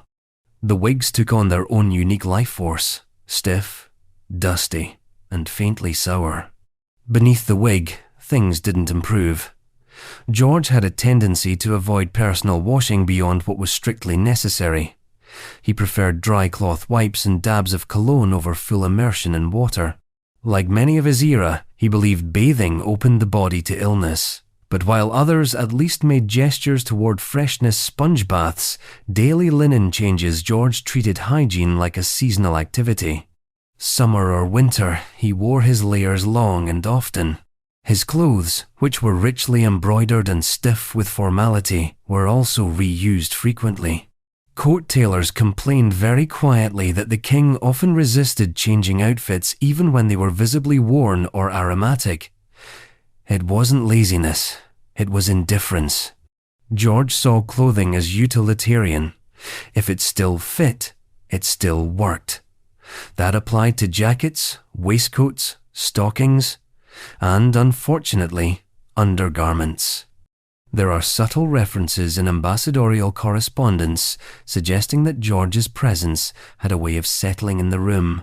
One Viennese envoy remarked, with restrained diplomacy, that the king favours stillness, and the air around him abides accordingly. Which, if you've ever sat in a room where someone hasn't bathed since last Thursday, is exactly what it sounds like. His personal apartments were no better. While the public areas of his palaces were polished and gilded, George's private quarters developed a reputation for being, shall we say, less curated. Servants described the rooms as thick and humid, especially in the summer, with heavy curtains that blocked both sunlight and fresh air. He kept to himself, often sitting alone for long stretches of time, surrounded by papers, wigs, half-drunk cups of chocolate, and the faint smell of last week's coat. Interestingly, George's lack of hygiene never fully scandalized the British press, not because they didn't notice, but because they couldn't quite figure out how to mock it.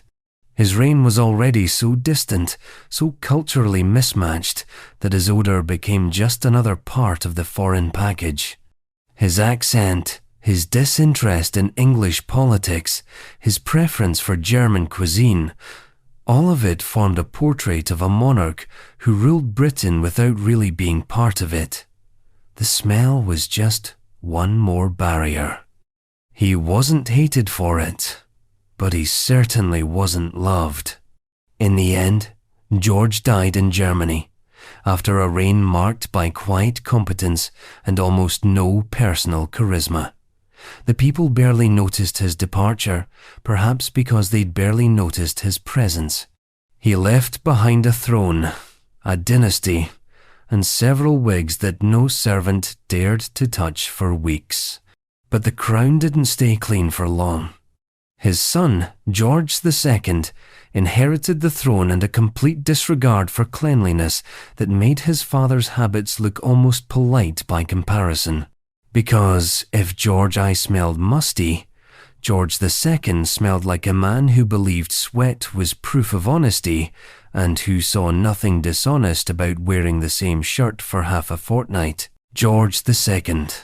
George II ruled for over 3 decades, but if longevity were any indication of cleanliness, he wouldn't be on this list. Sadly, George II didn't age like fine wine, he aged more like laundry left in the rain. Damp, sour, and increasingly hard to be around. In many ways, George II was a man obsessed with order. He rose early, stuck rigidly to routine, and demanded punctuality from everyone around him. His military discipline was legendary. He even fought in the Battle of Dettingen in 1743, the last British monarch to do so. But this external rigidity didn't extend to the inside of his collar, or behind his ears, or frankly, anywhere near soap. While he wasn't filthy in the overt, medieval sense, he wasn't dragging himself through ditches or sleeping in animal sheds. George II's hygiene issues were subtler and more insidious. He wasn't visibly covered in grime. He was perpetually unwashed. A monarch who did the bare minimum to appear clean while leaving behind a lingering air of body heat and week old linen. Multiple sources suggest that the king bathed irregularly, a few times a year, at most. He did not trust water. In fact, he feared it. He believed, like many of his generation, that immersing the body in warm water opened the pores and allowed in disease. Cold water, meanwhile, was unthinkable. The solution? Don't bathe. Instead, mask it. Perfumes and powders were a major part of his daily routine. He would coat his person in musky colognes, citrus oils, and floral extracts. At a distance, this created a plausible illusion of freshness. Up close, it revealed its real function: camouflage. Beneath the sweet notes of bergamot and rose, there was always something sourer, more lived in, the smell of garments worn too long and skin that hadn't seen proper scrubbing in weeks. And those garments, they didn't fare much better. George II was known for his love of simple military-style uniforms, practical, clean-cut, and functional. But while he may have liked the idea of clean lines, he didn't always follow through on clean clothes. His jackets, waistcoats, and breeches were often worn multiple times without washing. When his valet suggested rotating outfits more frequently, he dismissed it as unnecessary fuss. Laundry was done, yes, but sparingly. Fabric was expensive, dyes were delicate, and water, as we've established, was suspect. His underclothes were changed more regularly than his outerwear, but only just. Stockings, particularly, became a point of contention. One German courtier reported that the king's legs, though disciplined in posture, are often betrayed by scent. A sentence that tells you more than any medical report ever could. It wasn't just the body that went unwashed. His hair, or more precisely, his wigs told their own story. George II, like his father, wore powdered wigs daily. These wigs absorbed sweat and oil, especially during his famously vigorous court walks and long-standing meetings. But instead of cycling through them like a gentleman with a closet of options, George often reused the same few, relying on additional powder to reset the illusion. This didn't work. The scent of sweat mingling with old wig powder became a signature feature of his court appearances. His valet once wrote, in a letter not meant for public consumption, that the wig is freshened with hope more than hygiene. Diplomats began to note that audiences with the king required a short breath and a long memory. His grooming rituals were mostly surface level. He had his nails trimmed, his clothes brushed, and his shoes polished to a mirror shine. He cared deeply about presentation, just not about the parts no one could immediately see. If his cravat was crisp and his shoes gleamed, he assumed the rest would go unnoticed. It did not. George's wife, Queen Caroline, was more fastidious. She maintained a cleaner personal standard and reportedly found her husband's aversion to bathing frustrating, if not baffling. But she had little influence over his private habits. Theirs was a partnership of state more than intimacy, especially in later years. She occupied her own rooms, her own routines, and, presumably, her own airspace. And yet, George II never seemed to notice the discomfort he caused. He charged through life like a man convinced of his own rectitude in matters political, personal, and pungent.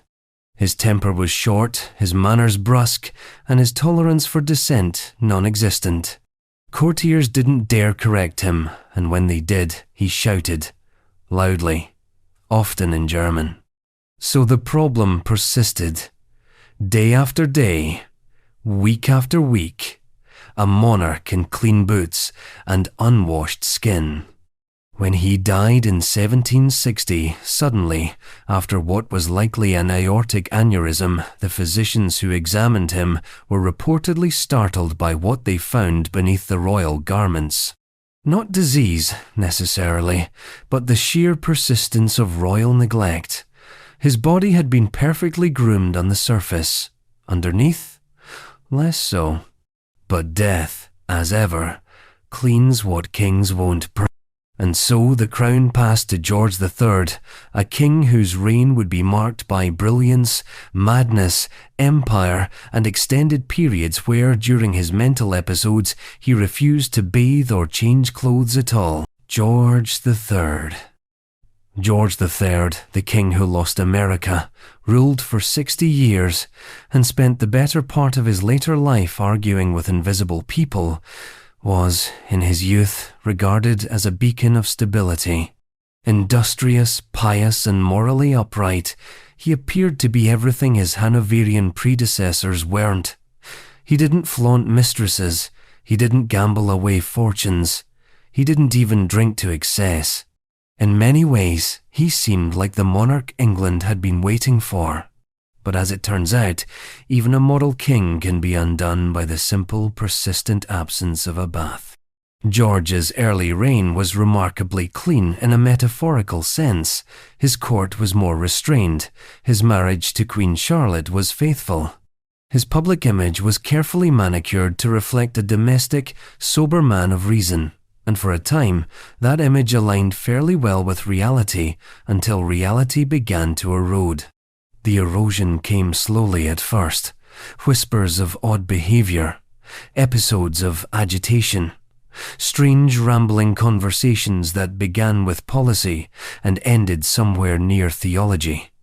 By the 1782nd, George's mental instability had become undeniable, and along with it came a collapse in his physical self-maintenance. His hygiene, once merely underwhelming, spiraled into outright neglect. During his periods of lucidity, George still maintained a basic personal routine. He dressed properly. He permitted himself to be groomed. He endured the occasional sponge bath reluctantly and under physicians' orders. But during his bouts of illness, which became more frequent and more intense as time wore on, he refused to change clothes for days, even weeks at a time. He would sweat through his garments and then sleep in them, eat in them, argue with them. One particularly grim diary entry from a court attendant described an occasion when George appeared at a private breakfast in a robe so stained and odoriferous that even the footmen avoided approaching. His Majesty waved cheerfully, the writer noted, and smelled as if he'd been riding through battle but only metaphorically. The king's rooms began to reflect his condition. While Queen Charlotte kept her own quarters in crisp order, George's became increasingly dishevelled. Curtains remained drawn, garments were strewn over furniture, plates half-eaten and never cleared. Servants, forbidden to interfere during his more volatile moods, often had to wait until the king fell asleep just to clean around the perimeter. They did so quietly, strategically, like battlefield medics. The state physicians did what they could, prescribing herbal tinctures, cool compresses, and calming baths. The problem? George wouldn't get in the tub. He resisted water with the fervour of a man convinced it contained some moral or political betrayal. He was reported to have once shouted, "I will not be drowned," when a bath was prepared despite being in his own palace on dry land, surrounded by puzzled attendants. He did occasionally allow himself to be wiped down, but only if convinced it was part of some ceremonial process. A cloth here, a dab of lavender water there, superficial at best. But even those moments of compromise became rare as his condition worsened. The court adapted. Curtains were swapped more frequently. Candles and herbs were burned at greater intensity. Royal tailors developed the habit of making identical outfits and sets, not for fashion's sake, but so the king could wear the same look continuously while the others were cleaned in rotation. When they were cleaned, the psychological impact was devastating. George, once so composed, became erratic and withdrawn, and his body followed suit. His nails grew long and uneven. His hair, often hidden beneath a wig, became increasingly unruly and unwashed. Even his famed blue eyes lost some of their clarity, ringed with shadows and sleeplessness. At times, he would speak to his reflection, unaware that he had not shaved, washed, or changed clothes in over a week. Yet, even in his decline, his court insisted on projecting the image of a king still in control. Paintings from this period portray him as serene and reflective, not a man who had recently spent several days pacing barefoot in the same wool trousers, muttering about clocks. The reality, as always, was carefully brushed under the nearest available rug. Eventually, his condition became unmanageable. He was removed from public life. His son, the future George IV, was appointed Prince Regent. George III lived out his final years at Windsor Castle, largely isolated, blind, and profoundly unwell. By then, his hygiene was a distant concern. The smell that once raised eyebrows at court now raised no comment at all. It was simply part of the atmosphere, like the draught or the tapestries. And so the once dutiful king, who had tried so hard to be better than his forebears, slipped into a fog of his own making. His body, once presented as a model of virtue, became another silent testament to the ways power can rot, even from within. His wife, Queen Charlotte, would carry on the role of consort with quiet resolve, but she, too, had her own olfactory legacy. Because, while her husband spoke to clocks, Charlotte's own mouth was becoming legendary for other reasons, most notably for the kind of breath that silenced entire salons. Queen Charlotte. Queen Charlotte, wife of George III, was known in her own time for her intellect, her patronage of the arts, her large family, and her unwavering poise. But behind the image of the soft-spoken, lace-wrapped consort of the Enlightenment era lay a woman whose personal hygiene, particularly her breath, quietly became a point of dread among those unfortunate enough to stand within conversational range. Charlotte wasn't a scandalous queen. In fact, she was famously proper. Devout, disciplined, and reserved to the point of being called dull by some contemporaries. She bore 15 children, rarely made political waves, and kept her thoughts to herself, a royal spouse in the most classical sense. But there was one thing she simply could not keep to herself. a mouthful of neglected dental ruin that became the quiet undoing of her courtly aura. Let's be clear, Queen Charlotte was not unique in having bad teeth. This was 18th century Europe, a time when sugar was fashionable, toothbrushes were optional, and dentistry was a battlefield of trial and error. But Charlotte's case stood out, not because it was rare, but because it was so aggressively unaddressed. By her 40s, the damage was done. Her teeth had darkened, some had begun to fall out, and the remaining few were described as discoloured and odorous by one especially unfortunate lady in waiting. Contemporary accounts from her inner circle refer to an air of sourness and the Queen's fading freshness, which, when decoded through layers of 18th century politeness, amounts to the Queen's breath could strip varnish off a harpsichord. The most charitable interpretations blamed it on illness. Charlotte suffered from a variety of health issues over her life: anxiety, migraines, bouts of melancholy, and these were seen as excuses for her physical decline. But her dental health was not an accident of fate. It was neglect, and worse, it was permitted. No one dared push the matter. Physicians of the day offered her clove oils and herbal rinses not as cures, but as weak apologies. Early tooth powders made of crushed eggshells and charcoal were available, but rarely used with discipline. Toothbrushes existed, but were seen as eccentric or even unnecessary, especially among older royals. Queen Charlotte may have held a brush once or twice a month. She likely rinsed with rose water. But she never developed a habit of genuine oral care, and over time, her mouth became the one part of her otherwise carefully controlled body that betrayed her. Her attendants knew, of course they knew. One courtier wrote, in a letter not meant for public circulation, that Her Majesty's speech is slow and deliberate, which may be wise the less air moved, the better. Another, more cryptically, praised her for not raising her voice in anger, which, given the context, reads like a strangely poetic form of self-defense. What made it worse was Charlotte's preference for conversation. She was curious, gentle, and intellectually inclined. She enjoyed long discussions with her children, her musicians, her botanists. But those conversations came at a cost.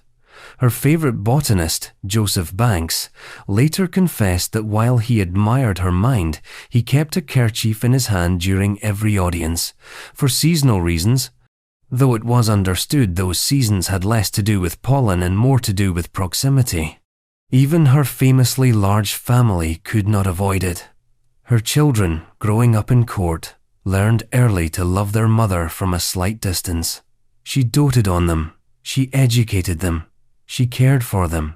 But hugs were brief, kisses even briefer, and bedtime stories likely ended with the windows flung open the moment she left the room. In portraits, of course, none of this appears. Queen Charlotte is immortalized in pearls, powdered hair, and silken gowns. Her face is calm, her posture elegant. But portraits don't capture scent. They don't depict the tension of a chambermaid holding her breath while pinning a brooch. They don't record the quiet relief when the Queen exits and the air begins to move again.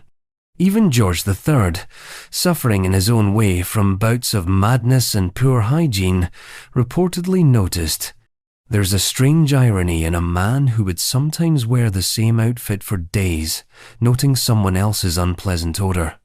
But perhaps madness sharpens the senses in unexpected ways."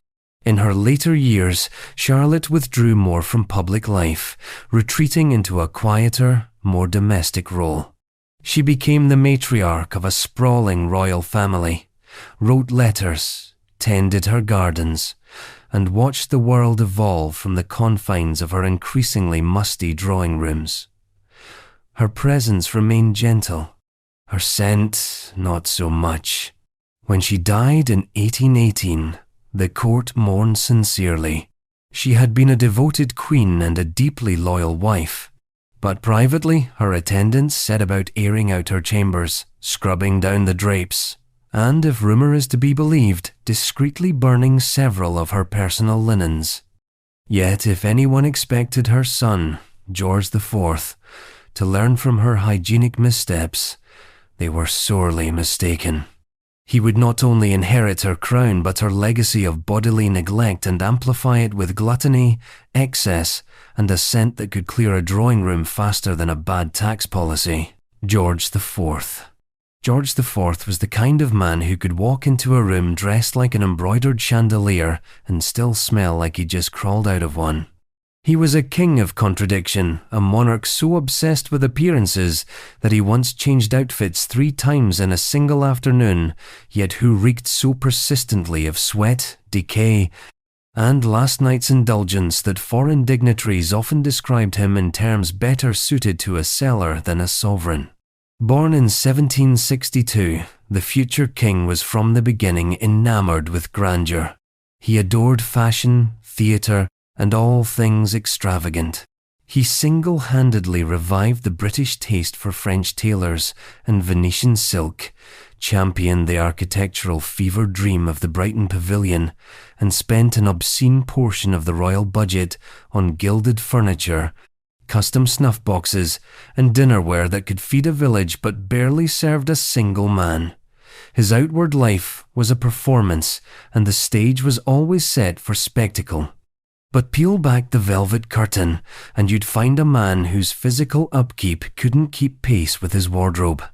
George IV's hygiene was, by every polite account, catastrophic. Though he lavished money on perfumes, colognes, and scented oils, he did so to mask the problem, not solve it. Beneath the musk of imported bergamot and orange blossom was a body that rarely saw fresh water. He bathed infrequently, and even then only when compelled by medical advice, romantic opportunity, or political obligation, and sometimes not even then. Unlike his predecessors, who often avoided bathing due to old-world superstitions about pores and bad air, George had no such excuses. He simply didn't like the effort. Baths took time, towels had to be warmed, water had to be carried, and most importantly, he had to move. And by the time George entered his 42nd, movement was not his strong suit. Obese, heavily perfumed, and perpetually perspiring, George IV was less a king than a glistening monument to unchecked appetites. He could eat enough for 3 men and drink enough for 4, often doing both in one sitting. And after such sessions, which sometimes lasted from midday to midnight, he would retreat not to a bath, but to bed. Still dressed, still damp, still emitting the rich, pungent consequences of roast duck and fortified wine. One of his valets recorded, with barely concealed horror, that the king often refused to change his shirt for several days, preferring instead to layer more perfume and powder over the existing situation. That situation included undergarments that were routinely discarded rather than washed, not because they were treated as disposable, but because they were considered beyond salvation. His garments, lavish though they were, often betrayed him. Court observers described the cuffs of his coats as discoloured, the linings of his jackets as clinging, and his stockings as visibly strained. His boots, though polished to perfection on the outside, were known to carry an odour that lingered well after he'd left the room. It didn't help that George had terrible teeth, or what remained of them. Years of neglect, sugar, and strong drink left his mouth in ruins. His breath became a subject of court gossip, with one particularly dry observer noting that it could melt diplomacy. He attempted to mitigate this with peppermints, cloves, and soaked handkerchiefs, but these efforts were only marginally more effective than waving scented flags at a fire. Mistresses, of which he had many, tolerated him with varying degrees of endurance. Some were silent, some were strategic, but a few were bold enough to leave behind damning observations.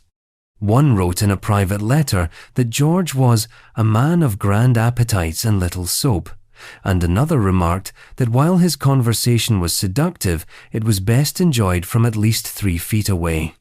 But even beyond the intimacy of his personal relationships, the king's hygiene impacted public life. His subjects, already disillusioned by his extravagance, began to whisper about the disconnect between the polished exterior and the rank reality. Caricaturists had a field day, often depicting him as a bloated dandy surrounded by clouds of stink lines, labelled with words like eau d'excess and royal decay. Physicians attempted interventions. They prescribed walks, tonics, warm baths, and moderate diets. George ignored all of it. His idea of self-care was another waistcoat and a stronger scent. He seemed to believe that if he looked the part of a king, if his robes sparkled and his shoes shone, then nothing underneath could contradict him. But they did. Every time he moved, every time he Saturday, every time he breathed. When George IV died in 1830, the public reaction was mixed. Some mourned the loss of a monarch who had at least given the nation a good show. Others sighed in relief, not just politically, but possibly aromatically. The court aired out the halls, replaced his bedding, and burned several articles of clothing with ceremonial finality. His brother, William IV, would ascend the throne next. He lacked George's taste, George's flair, and George's ability to drive perfume merchants to profit. But he brought his own special flavour of royal negligence, one that would leave stains, both literal and historical, on everything he touched. William IV. William IV, known affectionately and sometimes sarcastically as the Sailor King, was perhaps the least refined of the British monarchs in the modern era. He was bluff, loud, impatient, and startlingly indifferent to the decorative rituals of kingship. To some, this was refreshing. After the over-lacquered spectacle of George IV, William's plainness felt like a splash of cold, if slightly murky, water. But that plainness came at a price, and the price was his hygiene. William didn't just neglect self-maintenance, he made a personality out of it. Having spent much of his early life in the Royal Navy, William developed an enduring fondness for sailor-like habits which, in his case, included swearing, overeating, impulsive decision-making, and a reluctance to wash anything that didn't absolutely require it. He brought these traits with him to the throne in 1830, and while the royal household adjusted quickly to his salty language and erratic temper, nothing quite prepared them for the smell. Unlike his extravagant older brother George IV, William didn't invest in perfumes, powders, or scented gloves. In fact, he seemed vaguely annoyed by the entire concept of fragrance. He considered cologne foppish, wigs unnecessary, and fancy soaps a French invention. His approach to grooming was utilitarian at best, negligent at worst. A quick splash of cold water on the face, a roughly combed head of thinning hair, and a coat that had clearly seen the inside of more than one breakfast room that was the king's version of getting ready. His clothes were a special matter of court despair. William routinely wore garments long past their acceptable limit. Trousers stained from meals, waistcoats rebuttoned to hide tears, and cuffs that bore the unmistakable wear of long hours dragging across wooden tables. According to his valet, the king had a fondness for a particular blue frock coat, which he insisted on wearing until the seams gave out despite repeated offers from tailors to produce identical replacements. He believed in loyalty.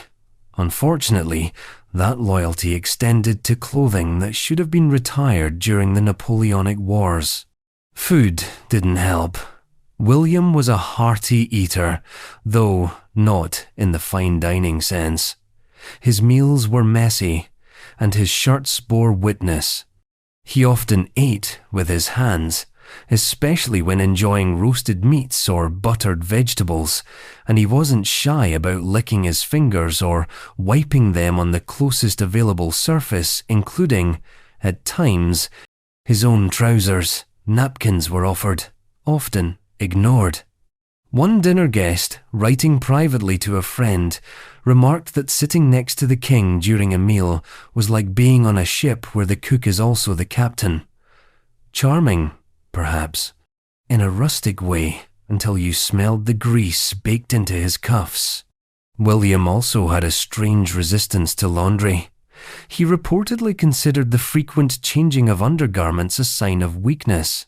Shirts were worn and reworn, sometimes flipped inside out to extend their lifespan.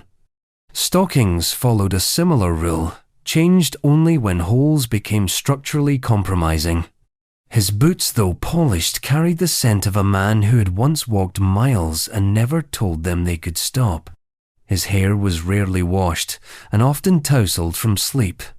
When advised to cut it shorter, he refused, stating that he preferred to run a hand through it rather than have it fussed over. Court painters frequently requested that he sit for portraits after a grooming session, but those sessions rarely happened. One artist resorted to sketching from memory, noting in a side margin that His Majesty's hair presented more like wind-blown straw than the regal curls I had prepared for. William's wife, Queen Adelaide, was the picture of decorum, modest, clean, reserved. Their personalities couldn't have been more different. She tolerated his slovenliness with the stoic patience of someone deeply committed to a higher cause, preserving what little court dignity remained. Behind closed doors, it was said she arranged extra cleanings of his chambers, discreetly rotated his wardrobe, and even burned a few particularly offensive pieces of linen while he was distracted in council. Servants adjusted. They learned to handle him like a barn cat with respect, from a distance, and ideally, with protective gloves. They aired out his rooms daily, applied lavender sachets to his chairs, and took extra pains to keep staterooms ventilated before major events. Guests invited to dine with the king were warned, half-jokingly, to arrive hungry and breathe shallow. Yet for all of this, William remained oddly beloved. His subjects, weary of royal pomp and scandal, found his bluntness oddly refreshing. They saw in him a return to something more real, more human, even if that humanity occasionally smelled like yesterday's stew and pipe smoke. When he died in 1837, the throne passed to his young niece, Victoria, a queen who would bring cleanliness, order, and obsessive self-control back to the monarchy.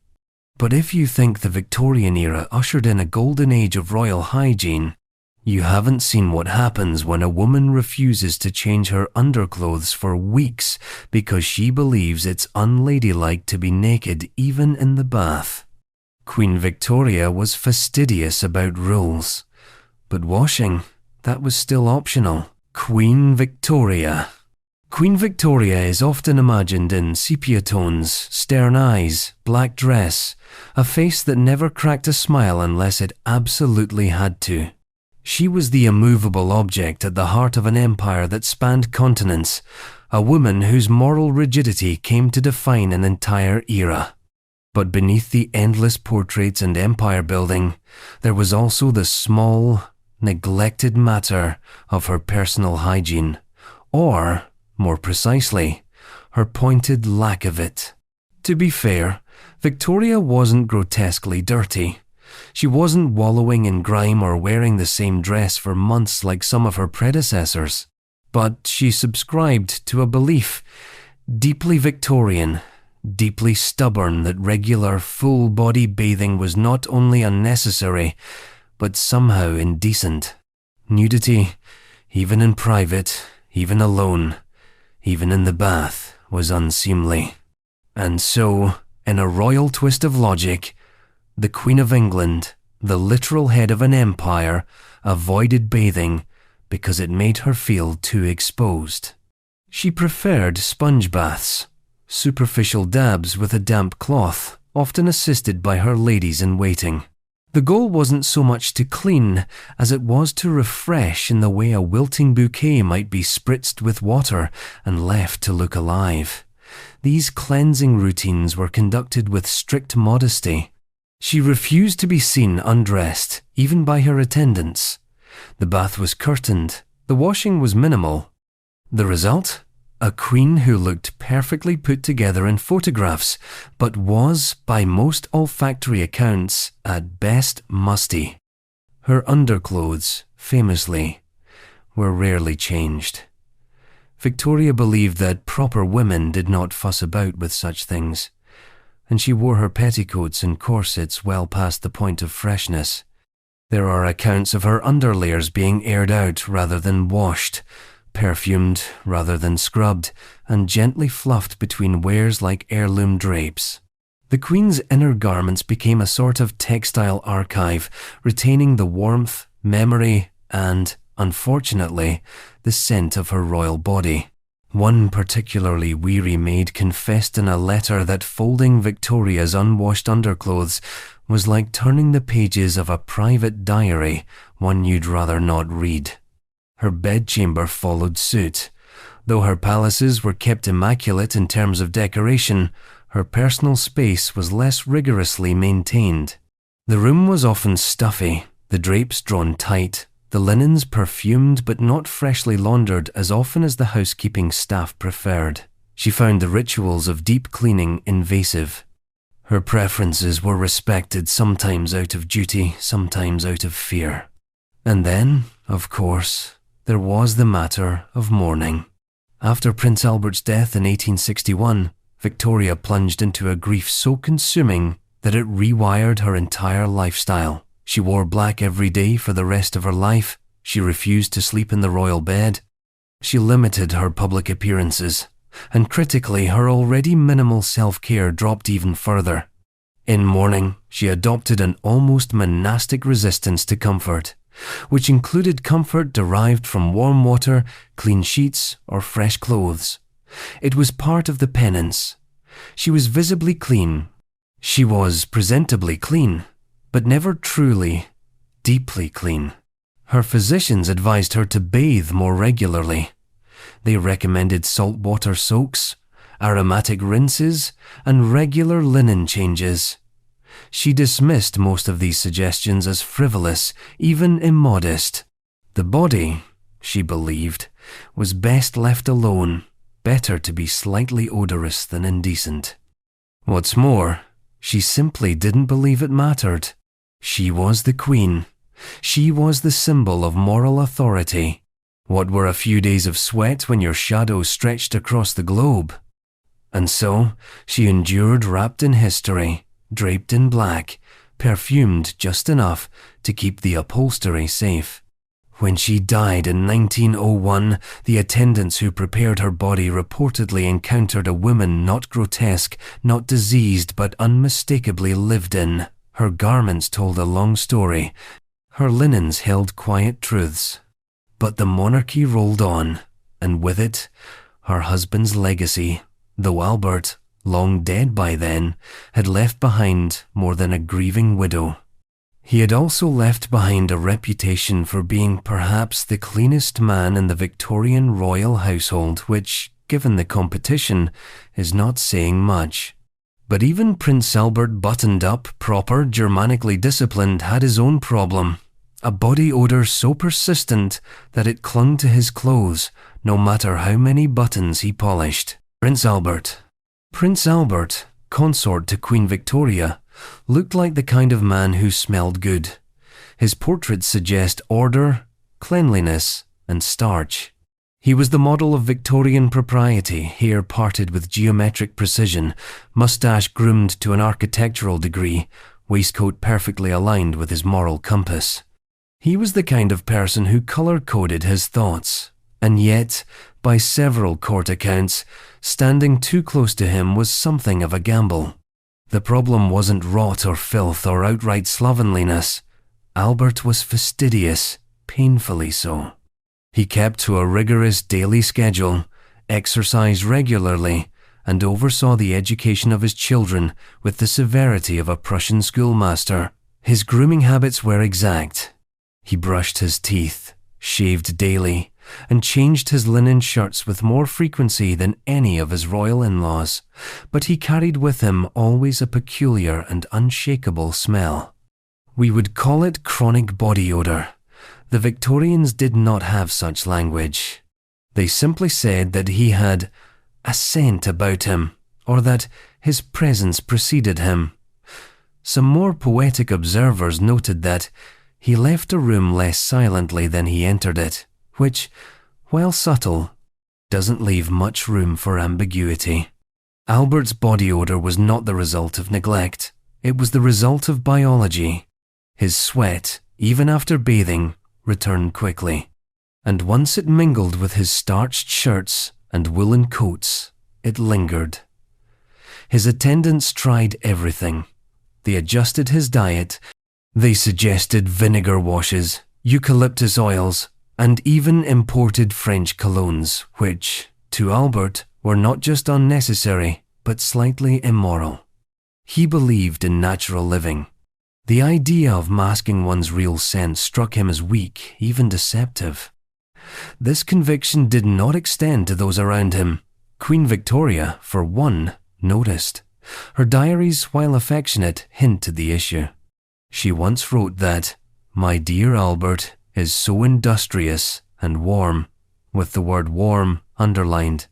Another entry notes, without judgment but with clarity, that his shirts required more frequent laundering than hers, though worn but briefly.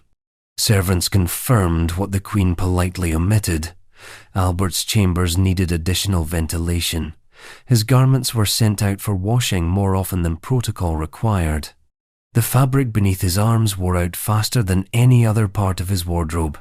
And when he removed his gloves, as he often did while lecturing a child or examining a report, it was generally agreed that the air moved in response.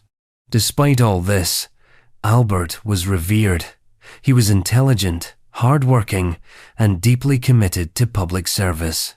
His contributions to the Great Exhibition of 1851 to educational reform and to the moral direction of the monarchy were monumental.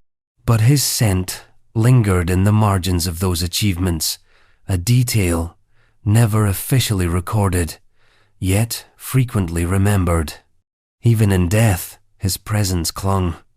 The clothes he wore in his final days were preserved by Victoria, sealed in glass, never washed, never aired. She visited them regularly for decades, perhaps unaware that they carried not just the memory of the man, but the faint, ghostly scent of his unrelenting body chemistry. And so ends the brief moment of supposed royal cleanliness. Because after Albert, the throne passed to their son, a man whose charm could fill a ballroom, but whose breath could empty one. Edward VII had inherited the crown, the mistresses, the cigars, and quite unfortunately for everyone involved, a mouth that smelled like the last century. Edward VII was a man who dressed like a cologne advertisement, but smelled like it had been printed on a damp napkin. The eldest son of Queen Victoria and Prince Albert, Bertie, as he was known before his coronation, spent most of his life waiting for a job. He finally became king in 1901 at the ripe age of 59, a milestone that came with grandeur, glory, and, unfortunately, a breath that courtiers whispered about more than his foreign policy. Let's not pretend he wasn't charming. Edward VII was, by all accounts, a master of social performance. He knew how to put people at ease, how to flatter without fawning, how to command a room without raising his voice. He was generous, funny, a little scandalous, and thoroughly irresistible to the upper crust of European society. But none of this quite distracted from the quietly devastating fact that speaking with him at close range was a challenge. The problem was his teeth, or what remained of them. Edward's dental hygiene, even by 19th century standards, was lacking. This is a man who loved his cigars, adored his rich French cuisine, and enjoyed the kind of sugar-laced desserts that made dentists retire early. He was not fond of brushing. He was not interested in flossing, and he absolutely did not believe in sacrificing even a moment of indulgence for something as pedestrian as a dental checkup. The result? His breath could weaponize a garden party. One French ambassador famously described the king's breath as profound, a term that in most contexts suggests philosophical depth, but in this one meant olfactory despair. Another diplomat, slightly less generous, referred to His Majesty's atmospheric presence, which sounds charming until you realize it was a euphemism for breath so potent that it lingered in the upholstery. Edward's love life made matters even more complicated. He was a serial womanizer, enjoying a lengthy parade of mistresses with names that read like a social register crossed with a scandal sheet. They tolerated him, mostly. Some reportedly kept scented handkerchiefs on them at all times. Others adopted a strategy of meeting him in well-ventilated conservatories or arranging their chairs at a dignified conversational distance. His valet, a man of truly saintly patience, noted in his private journals that the king refused most rinses, preferring instead to chew cloves or dab cologne beneath his nose. Occasionally he would be coaxed into a tooth-scraping, but these were rare and performed with what the valet called royal reluctance. The issue, of course, wasn't isolated to the mouth. Edward was a man of appetites, and appetites have consequences. He was fond of 12-course meals, eaten late, accompanied by wine, port, cigars, and brandy. He sweated often, belched freely, and had a habit of wiping his mouth on the back of his hand before extending it to others. He wore perfume, certainly, but mostly out of necessity. Even his coronation was nearly derailed by his body. Just days before the ceremony, he developed a severe case of appendicitis. Emergency surgery was performed, a rare and risky endeavour at the time, and the nation held its breath. The king, meanwhile, likely continued to hold his cigar. He survived, but the whole affair served as a reminder that beneath the medals, sashes, and top hats was still a man of flesh, weakness, and poor hygiene. Edward VII reigned for just 9 years, from 1901 to 1910. And in that time he defined the tone of the Edwardian era, sophisticated, decadent, and slightly overripe. His charisma was undeniable, but it came with an aroma that even loyalty couldn't ignore. And when he died, his mistresses attended his funeral in mourning veils, perhaps weeping, perhaps breathing easier for the first time in years. His wife, Queen Alexandra of Denmark, had endured it all with remarkable grace.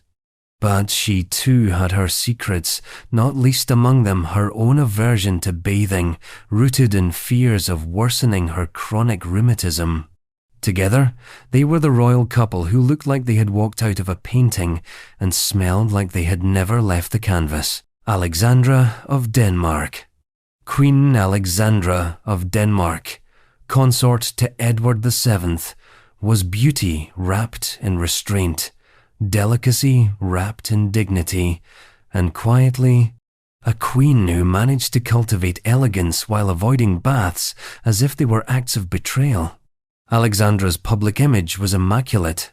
Known for her ethereal charm, impeccable fashion sense, and graceful demeanour, she embodied the ideal of the Edwardian queen, poised, aloof, eternally composed.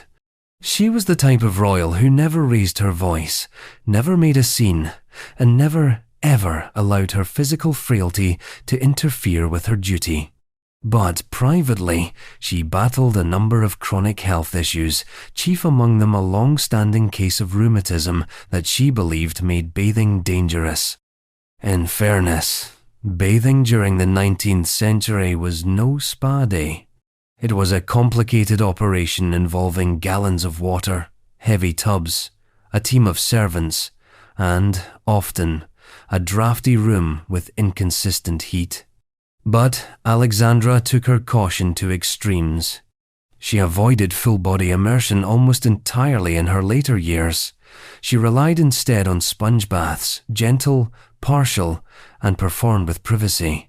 Washing her hair was a rare ordeal, postponed as long as possible. One of her ladies-in-waiting noted delicately that the Queen's curls often retained the perfume of yesterday's toilette, which is about as close as court language ever comes to saying, "This could use a rinse." Her clothing, though spectacularly well made, was rarely laundered in full. Like other royals of the era, Alexandra believed that washing fine garments too frequently would ruin their structure and dye. Instead, she opted for brushing, perfuming, and rotating a cycle that preserved the garment's appearance, but not always their freshness. It was said that entering her dressing room was like walking into a field of roses at dusk. Beautiful, certainly, but heavy, fading, and oddly still. Alexandra also suffered from a partial hearing loss, which further contributed to her isolation. She rarely engaged in small talk and often smiled vaguely during conversations, regardless of what was being said. This gave her a mystique part saint, part statue, but it also meant she often missed subtle cues from others, including hints that perhaps more than lavender was needed that day. Still, she was beloved. Her subjects adored her grace. Her children admired her discipline. Her husband, though notoriously unfaithful, respected her composure and perhaps appreciated that she never commented on his own equally suspect hygiene. Together, they were like an Edwardian perfume bottle, beautifully crafted, intricately designed, and sealed tight. When Alexandra died in 1925, she left behind not just her jewels and letters, but a lingering example of how royalty had perfected the art of appearing flawless, while quietly ignoring the mechanics of basic hygiene. Her legacy was not dirt, but denial, the grand tradition of smelling like powdered roses instead of freshly bathed skin. But her son, George V, would inherit the throne with all the weight of empire, and a dental situation that made his courtiers develop the reflex of bowing and stepping back. Because the next sovereign didn't smell bad in general just from the mouth outward. George V. George V was the very picture of restraint. He wasn't flashy like his father Edward VII, nor did he possess the theatrical self-invention of his grandmother Victoria. He was, in many ways, a throwback.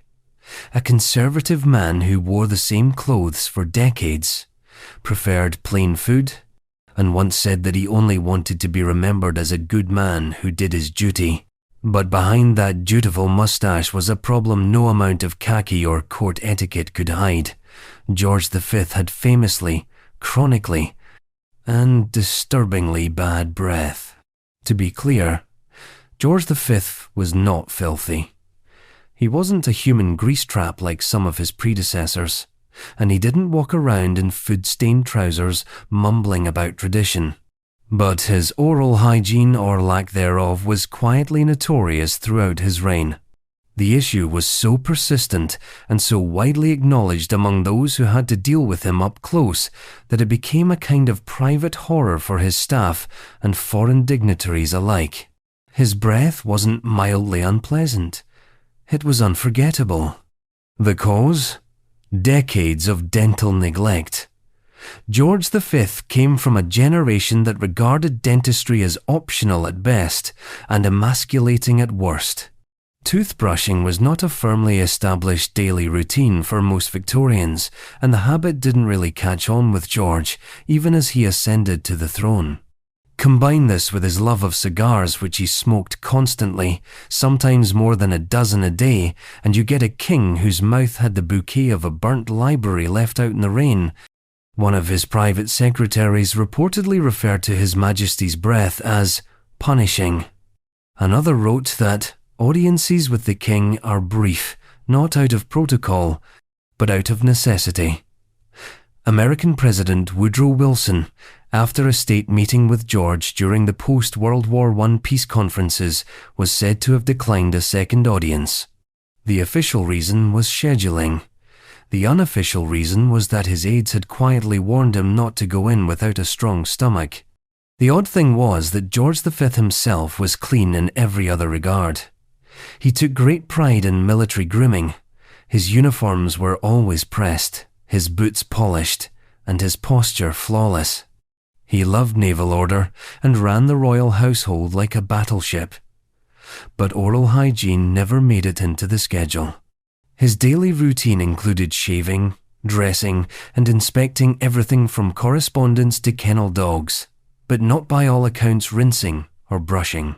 When asked about his habits, George would often scoff. He viewed newfangled hygiene products with suspicion and disliked foreign soaps and imported pastes. His preferred method of freshening up after a long day was to wash his face and change his collar. The rest, apparently, would sort itself out. His valets began to keep peppermint drops on hand, offering them with the same strategic care one might use to defuse a bomb. At court, rules were quietly developed. Audiences with the king rarely lasted more than 10 minutes, and it was understood without anyone needing to say it that direct eye contact was preferred not because of royal formality, but because turning one's head would invite the full brunt of the royal breath. Servants began lighting candles in his drawing rooms before meetings, even in daylight. And yet, George's subjects loved him. He represented stability. He stood firm during the First World War, rebranded the family from the House of Saxe-Coburg and Gotha to the House of Windsor with immaculate political timing, and refused to abandon London during the Blitz. He was every inch the wartime king. The smell, apparently, came with the job. When he died in 1936, it was discovered that several of his remaining teeth were in such poor condition that they had likely caused chronic infections. But the mystery was over. The scent that had haunted royal halls was silenced at last. His wife, Queen Mary, was left behind a woman with more poise than warmth, more pearls than smiles, and a royal presence so commanding it often distracted from the fact that she, too, preferred perfume to actual bathing. Queen Mary, consort of George V, mother to 2 kings, and one of the most regal presences to ever glide across a marble floor, was a living museum piece. Impeccably dressed, unflinchingly formal, and armed with a glare that could stop a footman mid-bow, she was the monarchy's living embodiment of imperial dignity. But beneath all that velvet and discipline was a woman with a long-standing aversion to full-body bathing. To be fair, Queen Mary looked like someone who smelled of rosewater and polished silver. Her gowns were pristine, her jewelry was legendary, her posture was carved from pure obligation. But the truth, whispered by valets and confirmed by courtiers, was that her cleanliness, like her warmth, was more symbolic than literal. Mary preferred sponge baths. She saw them as sufficient, modest, and far more appropriate than the extravagance of soaking in a tub like a common actress. In fact, she reportedly believed that full immersion was unbecoming for a woman of her station, too indulgent, too modern, too continental. She washed the parts of herself that would be seen. The rest she trusted to fabric, perfume, and God. Her rooms smelled of violets and talcum powder, but only when the windows were open. Otherwise, the air inside her private chambers had what one servant politely described as a retired quality, meaning that it smelled like something that had stopped trying. Her sheets were crisp, her shoes polished, but her body, particularly in the later years of her life, began to carry the unmistakable undertone of someone who believed cleanliness was more about perception than perspiration. Her clothing habits didn't help. Queen Mary was notorious for re-wearing garments for decades, not days, not seasons, decades. She considered wastefulness the ultimate sin and frugality a royal virtue. Some of her dresses were so old they had outlived multiple footmen. Though they were kept in good condition, they were not regularly washed. Instead, they were brushed down, pressed, and occasionally aired in front of open fires. Mary's perfume habits were equally idiosyncratic. She didn't believe in changing scents to match moods. She wore the same floral heavy eau de toilette for years, sometimes decades. It became her signature, not so much a fragrance as a fog. Staff members learned to identify her presence in a room by scent alone. And while it was not unpleasant, it often carried the overripe heaviness of potpourri left too long in a sealed jar. Servants were careful. You didn't correct Queen Mary. You didn't suggest that perhaps a bath might lift her spirits. You certainly didn't mention anything about smell. Instead, you added a little more lavender to her powder. You aired out the room more aggressively when she was in the garden. You changed the cushions more often than protocol required. To the public, she remained majestic. She never slipped. She never faltered. And yet, those closest to her knew that her body, like her personality, was wrapped in a protective cocoon, carefully maintained, never quite opened, and never quite fresh. When she died in 1953, her legacy was one of stoic dignity. But some of her belongings, particularly her gloves and gowns, were not preserved. Not because they lacked historical value, but because they had absorbed too much of their wearer. They carried not just the shape of her hands, but the life she lived in them. Her son, Edward VIII, would take the throne next and hold it briefly. But even in that short window, he managed to uphold a royal tradition that no abdication could erase: the strange refusal to wash regularly, even while looking like a man pulled straight from a fashion catalogue. Edward VIII. Edward VIII looked like the future. Clean lines, polished shoes, razor-sharp suits from Savile Row, a walking catalogue of modern masculinity, wrapped in charm and finished with a Windsor knot. He was photogenic, fashion-forward, and moved like someone who had never known true inconvenience. But beneath the sleek exterior of the Prince of Wales turned King of England, if only briefly, was a royal who didn't just neglect personal hygiene. He rejected it. By all accounts, Edward was obsessed with image. He was the first British royal to truly understand the power of photography, and he used it with almost military precision. He knew his angles, his lighting, and how to make a suit fall just right across his shoulders, but image is not scent. And when the flashbulbs were off, Edward had a habit of smelling like yesterday's man in today's tailoring. He did not bathe regularly. His staff, many of whom had served his father and grandfather, were stunned to discover how rarely he touched water. Mornings began not with a bath, but with a quick splash of cold water and a generous misting of cologne. Edward didn't see the point in full immersion. He preferred to freshen up, which usually meant changing into a new suit and hoping no one noticed what remained underneath. It wasn't laziness. It was entitlement. Edward believed that being a king, or a near king, as it turned out, meant never having to deal with the mundane. Personal hygiene, to him, was one of those invisible labours best left to someone else. He outsourced his dignity to silk shirts and press photos, and it worked as long as no one got too close. Multiple staff members confirmed the issue. His undergarments were often damp with sweat after public engagements, but instead of being sent for laundering, they were left hanging on the back of chairs or tossed casually onto a chaise lounge.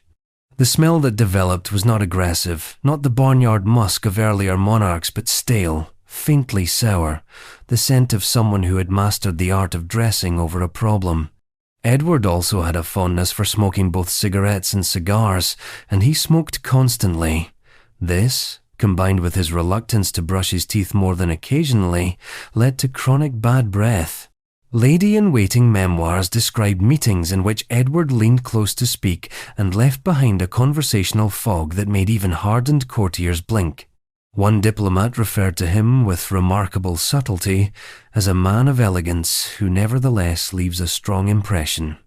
His relationships didn't help. Edward's romantic entanglements were legendary, but behind the scandal of his abdication to marry Wallace Simpson lay a quieter, olfactory truth. He wasn't easy to live with. Wallace herself is rumoured to have made remarks in private about Edward's hygiene.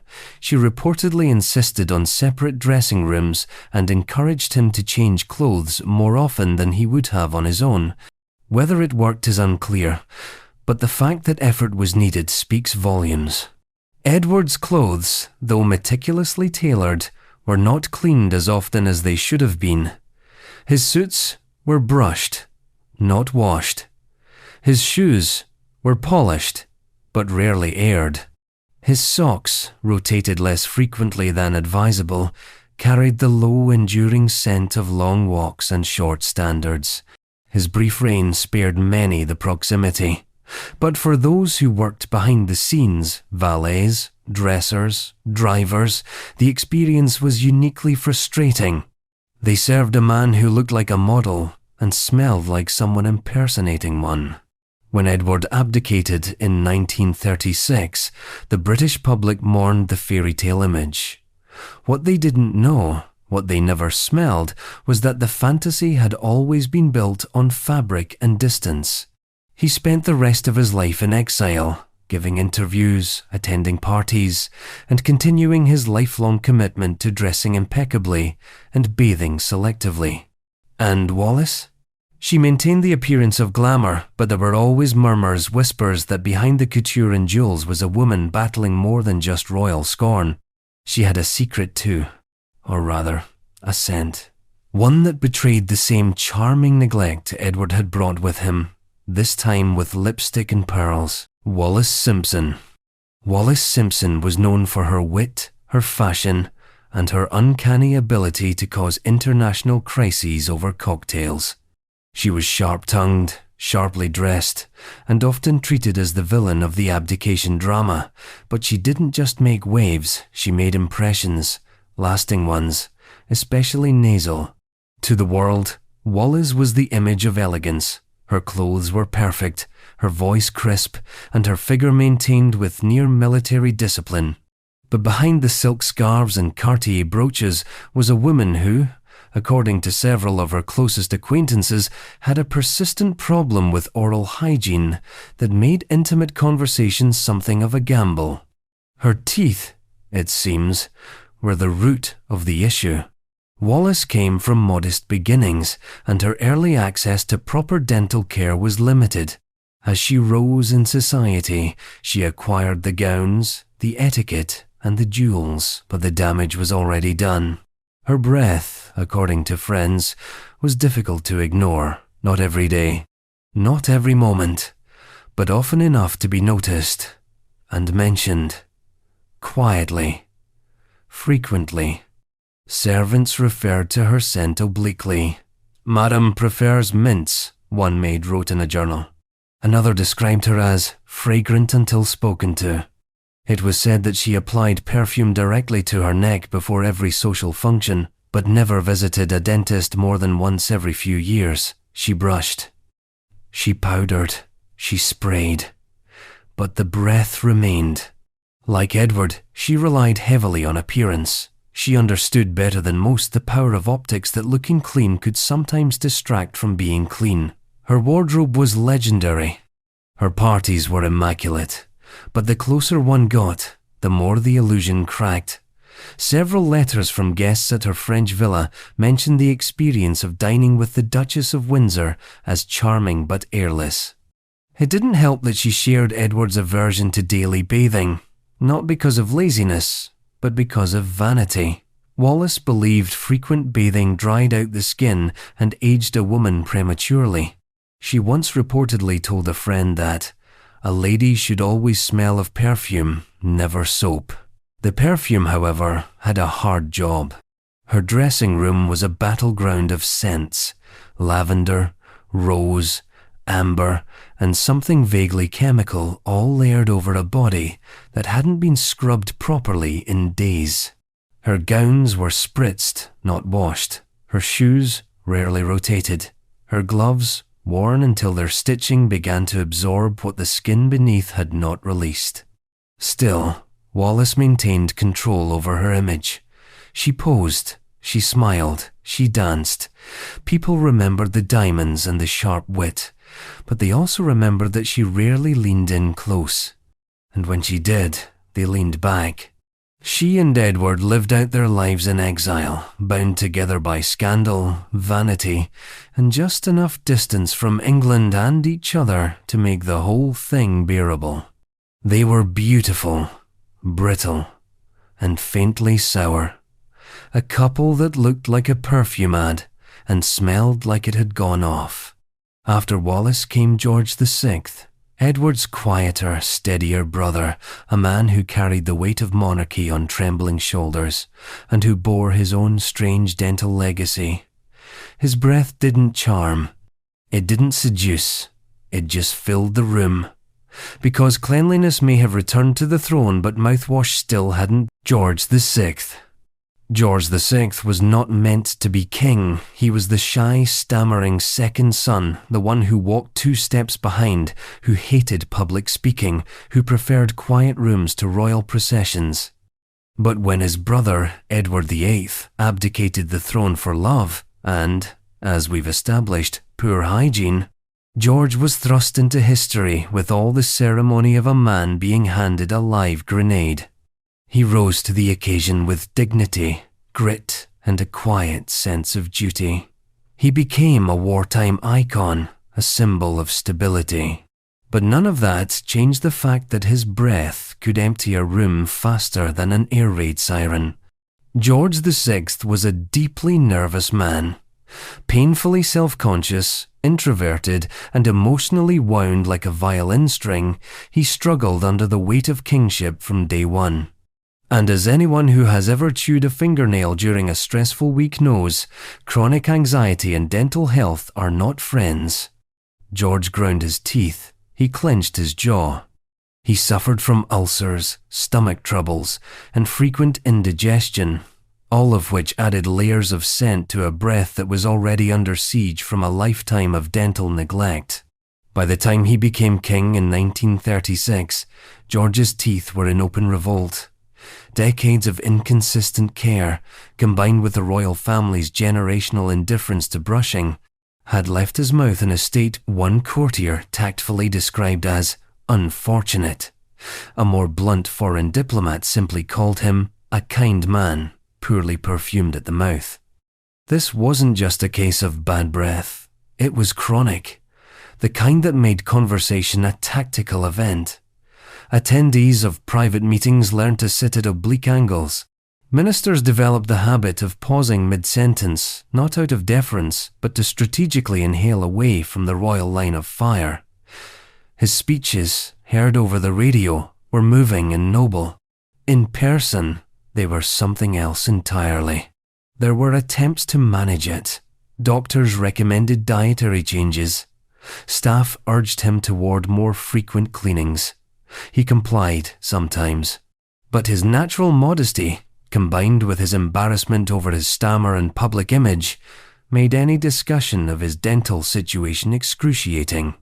He wasn't a man who took critique lightly, and certainly not when it concerned his own body. There's evidence that George suffered from multiple untreated infections in his gums.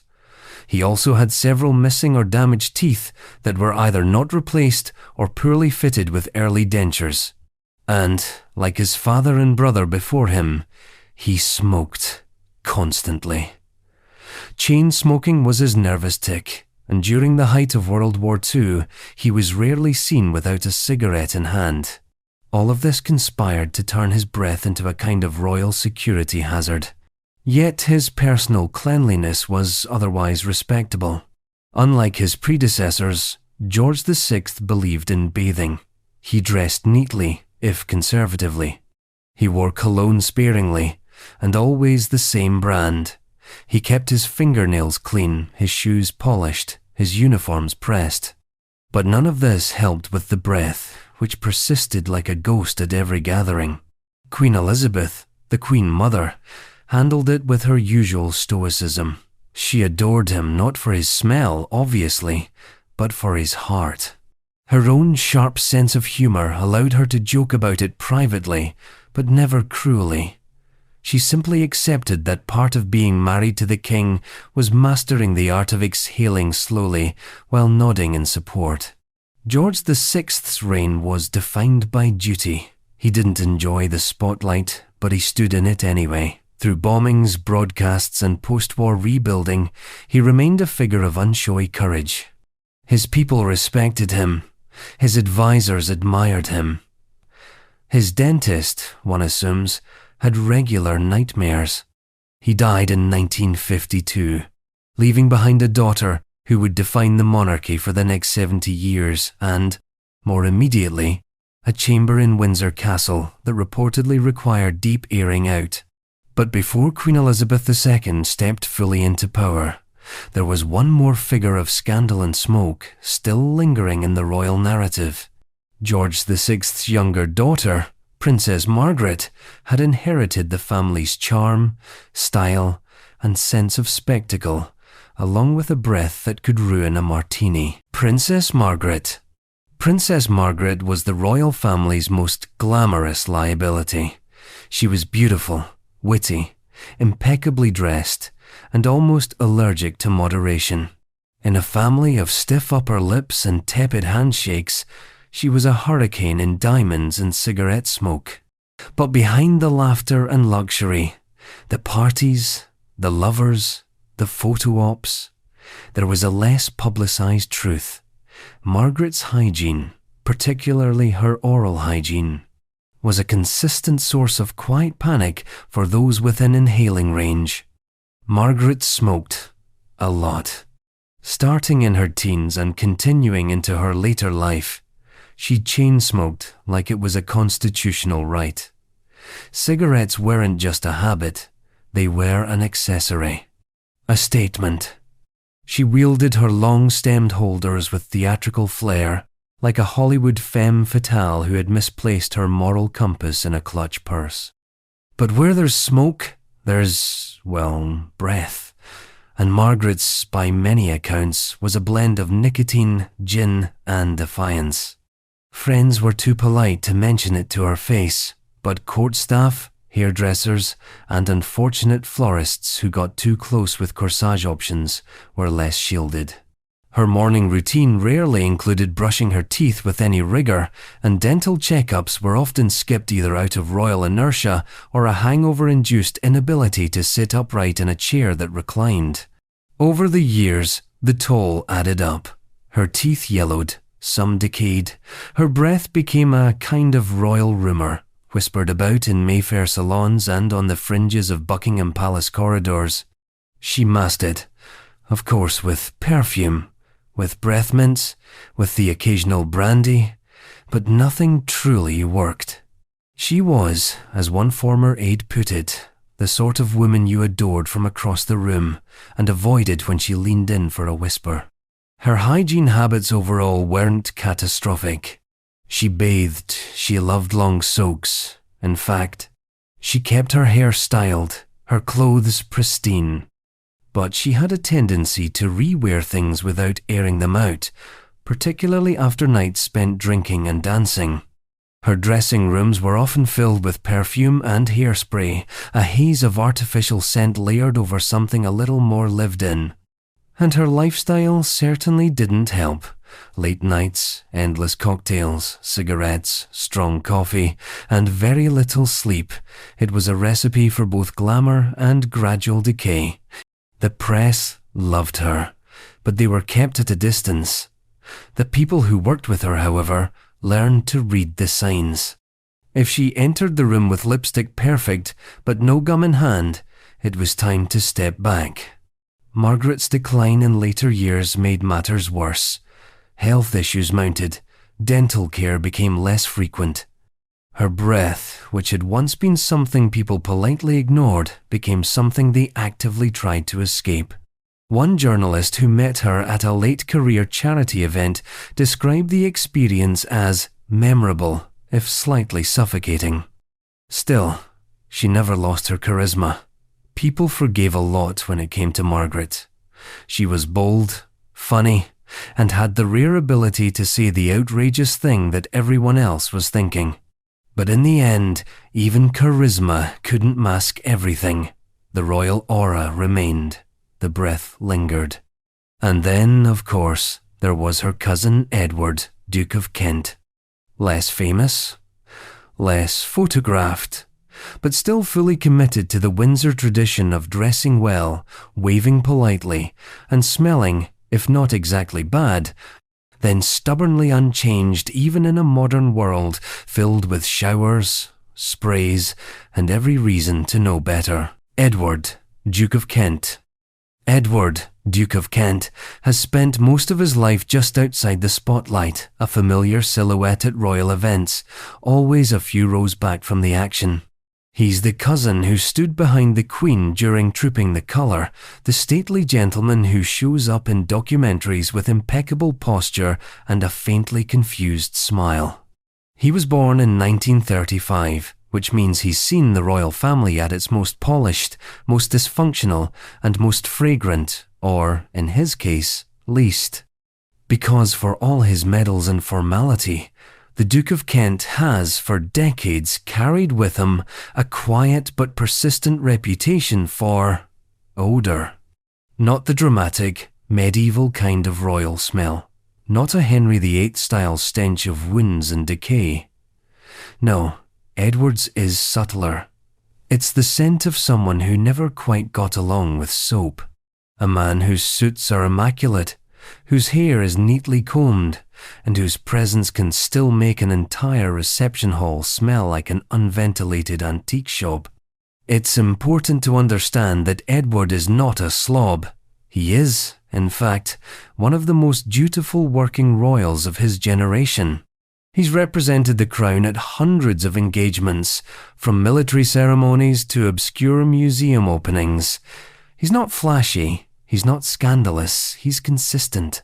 But consistency, in this case, has included a long-standing resistance to regular bathing, and a wardrobe that seems to have been hermetically sealed sometime during the Macmillan government. Multiple palace staff have quietly confirmed it over the years. Edward is averse to washing, not because he's unaware of hygiene, but because in his own words he doesn't like to disrupt the body's natural balance. He views frequent showering as excessive, possibly even unnatural. He's said to prefer sponge baths, when absolutely necessary, and to rely mostly on changing his underclothes, though not necessarily daily. And the clothes themselves? Well, they tell their own story. Edward favours a particular style: heavy suits, wool trousers, collared shirts, buttoned high. But many of these garments, while pristine at a distance, are not regularly laundered. Staff members have described his closets as well-preserved but musty.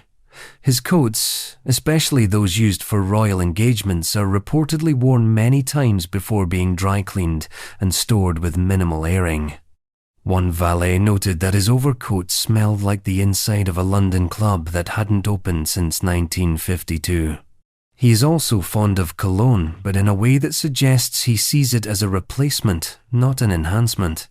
The cologne is sharp, old-fashioned, and applied liberally, often mixing in unpredictable ways with the fabric of his clothes and the natural oils of someone who hasn't properly scrubbed down in a while. The result is a scent that's been described as vintage upholstery, overheated tweed, and something that smells like it should be wearing medals.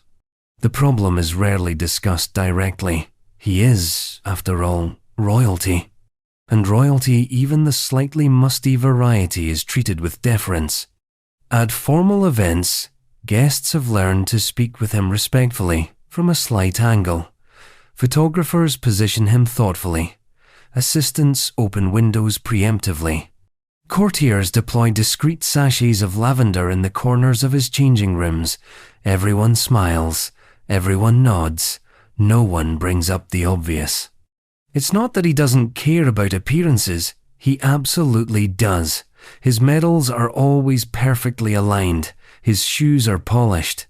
His hair, what remains of it, is combed into a perfectly dignified silhouette, but underneath the pageantry is a body that has been left largely to its own devices. His hygiene routine is closer to something out of 1905 than 2025. And the irony is almost poetic.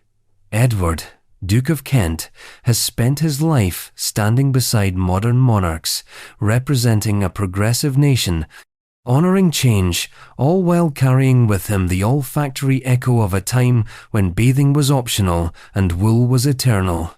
He is a relic in motion, not quite of this era, not quite out of it either. He rarely makes headlines. He doesn't cause scandals. He doesn't give interviews. But those who've shared a room with him will remember one thing clearly. Not what he said, not what he did, but how the air shifted when he passed. And so ends the lineage of questionable hygiene, at least for now.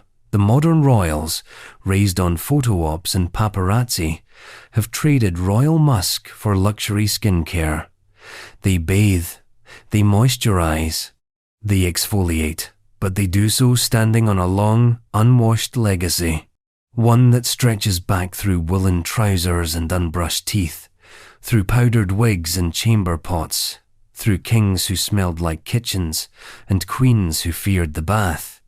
A lineage of crowns and odours. Royalty, after all, is about image. And for much of British history, that image was carefully maintained, artfully constructed, and if you got close enough, surprisingly hard to breathe around.